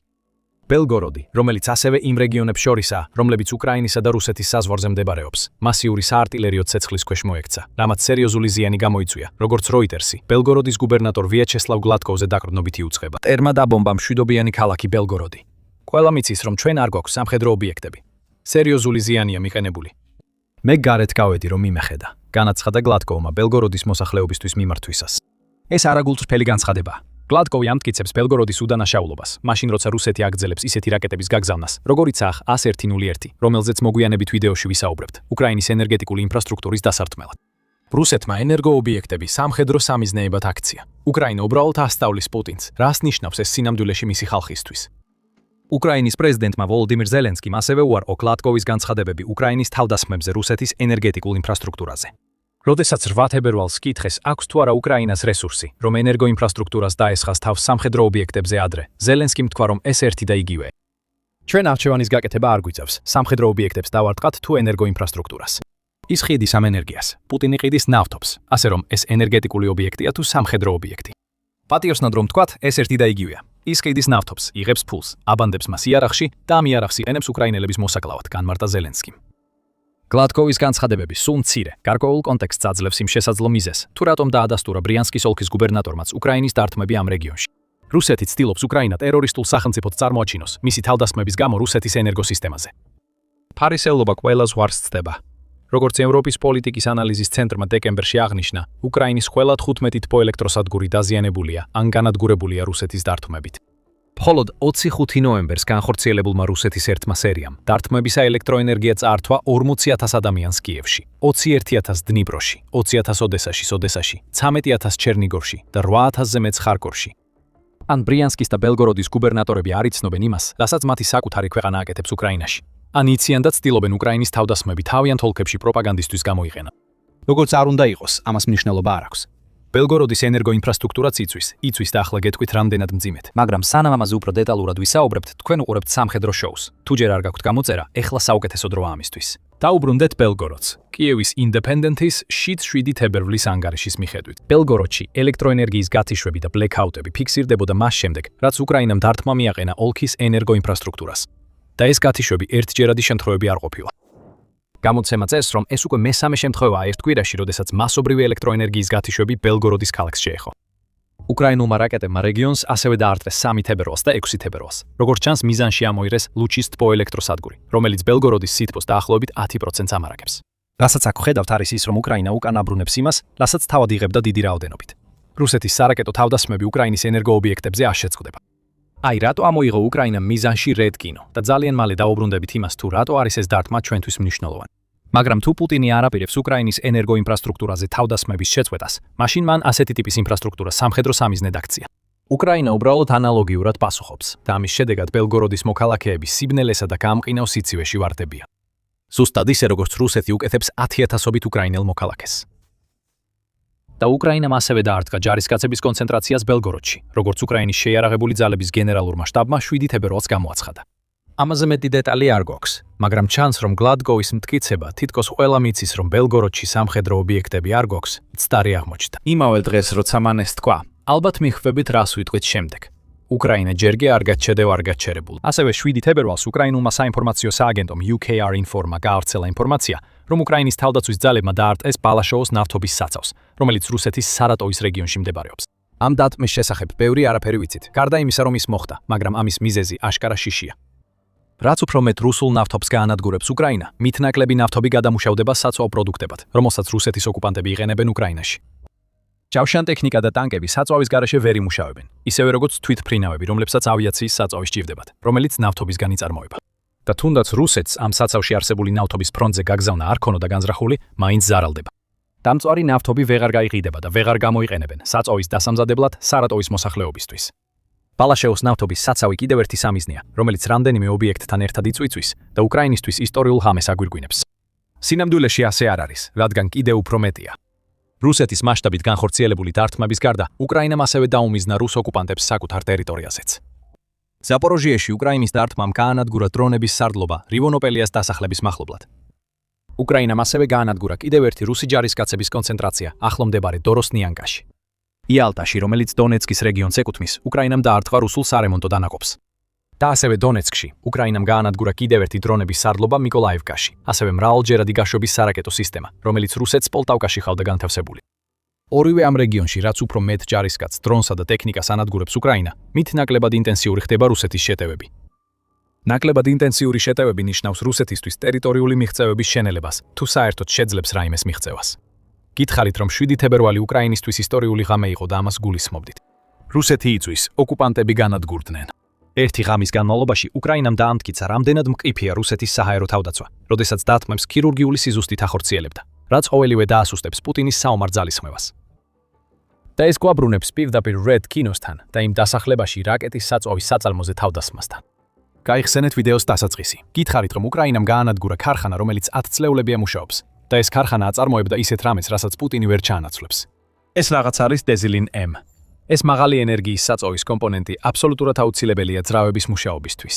და რამდენიმე ტიპის ფრთოსანი რაკეტა, რომელსაც რუსეთი იყენებს უკრაინის ქალაქებისა და ენერგეტიკული ინფრასტრუქტურის დასანგრევად, მთელი ომის განმავლობაში. ეს საწვავია, რომელიც რუსეთს აძლევს საშუალებას, რომ მისი რაკეტები დაფარონ 2500 კილომეტრზე მეტი მანძილი, ანუ დაახლოებით 1550 მილი, რაც თავის მხრივ რუსეთს აძლევს საშუალებას უკრაინას დაარტყას უსაფრთხო მანძილიდან.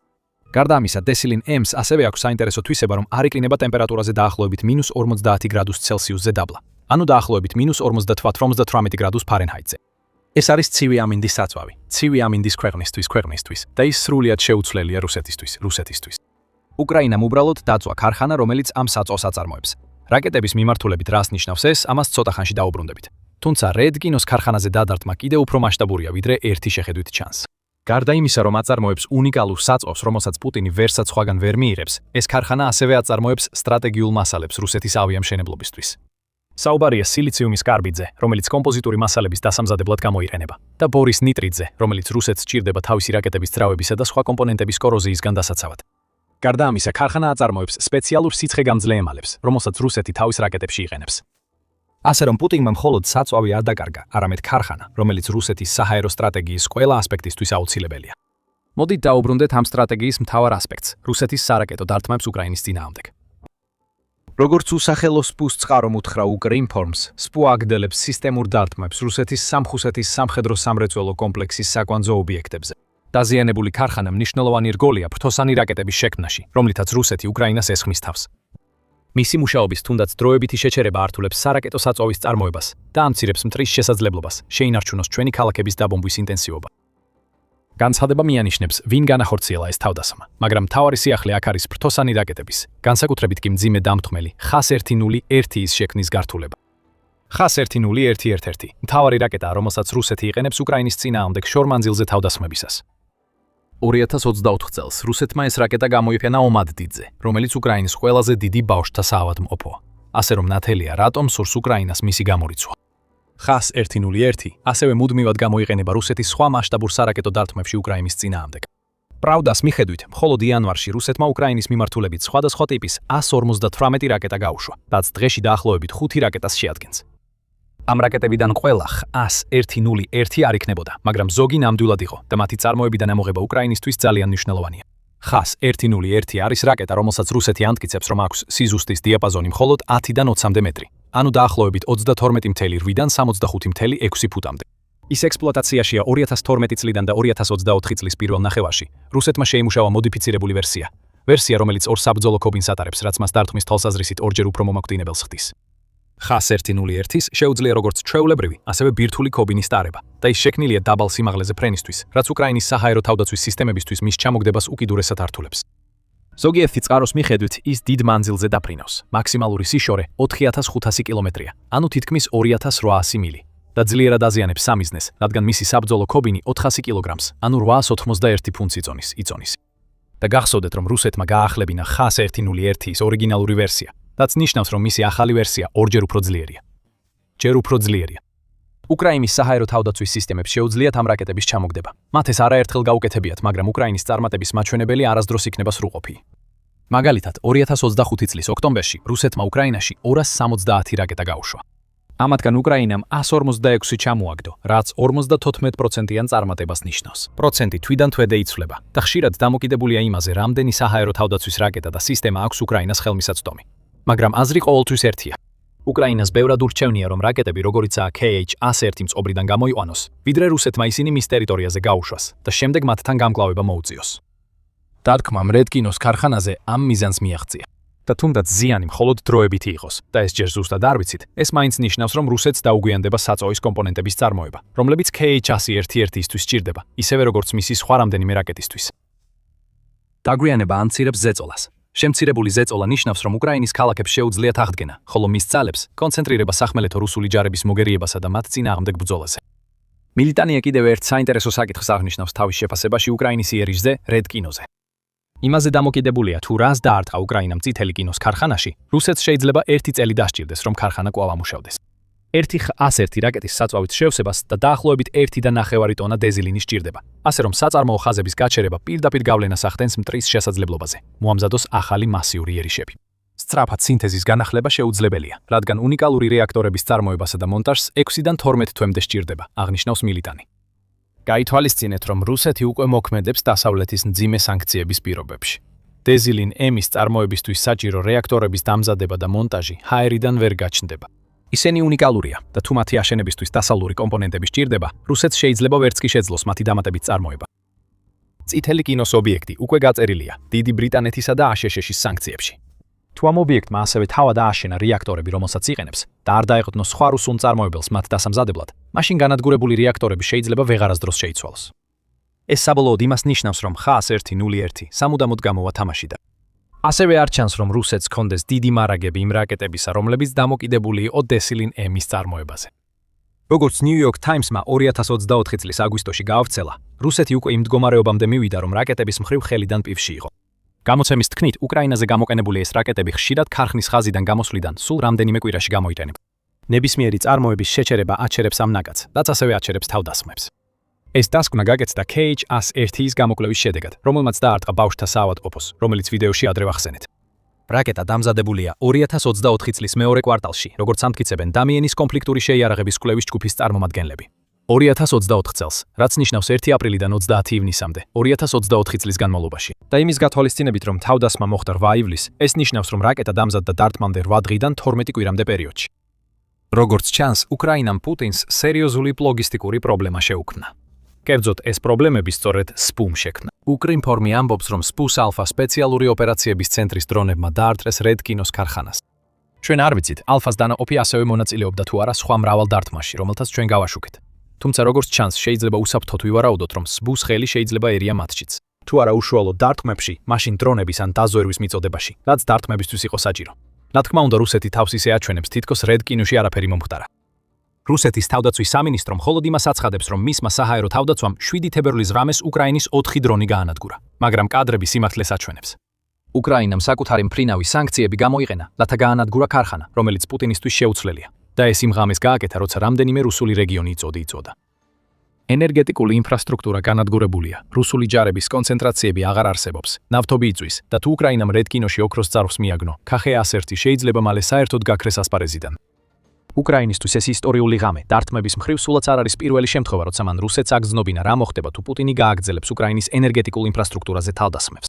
იანვარში უკრაინამ სასტიკი შურისძიება მოუწყო რუსეთს მისი ორეშნიკის ჰიპერბგერითი რაკეტის გამოყენებისთვის.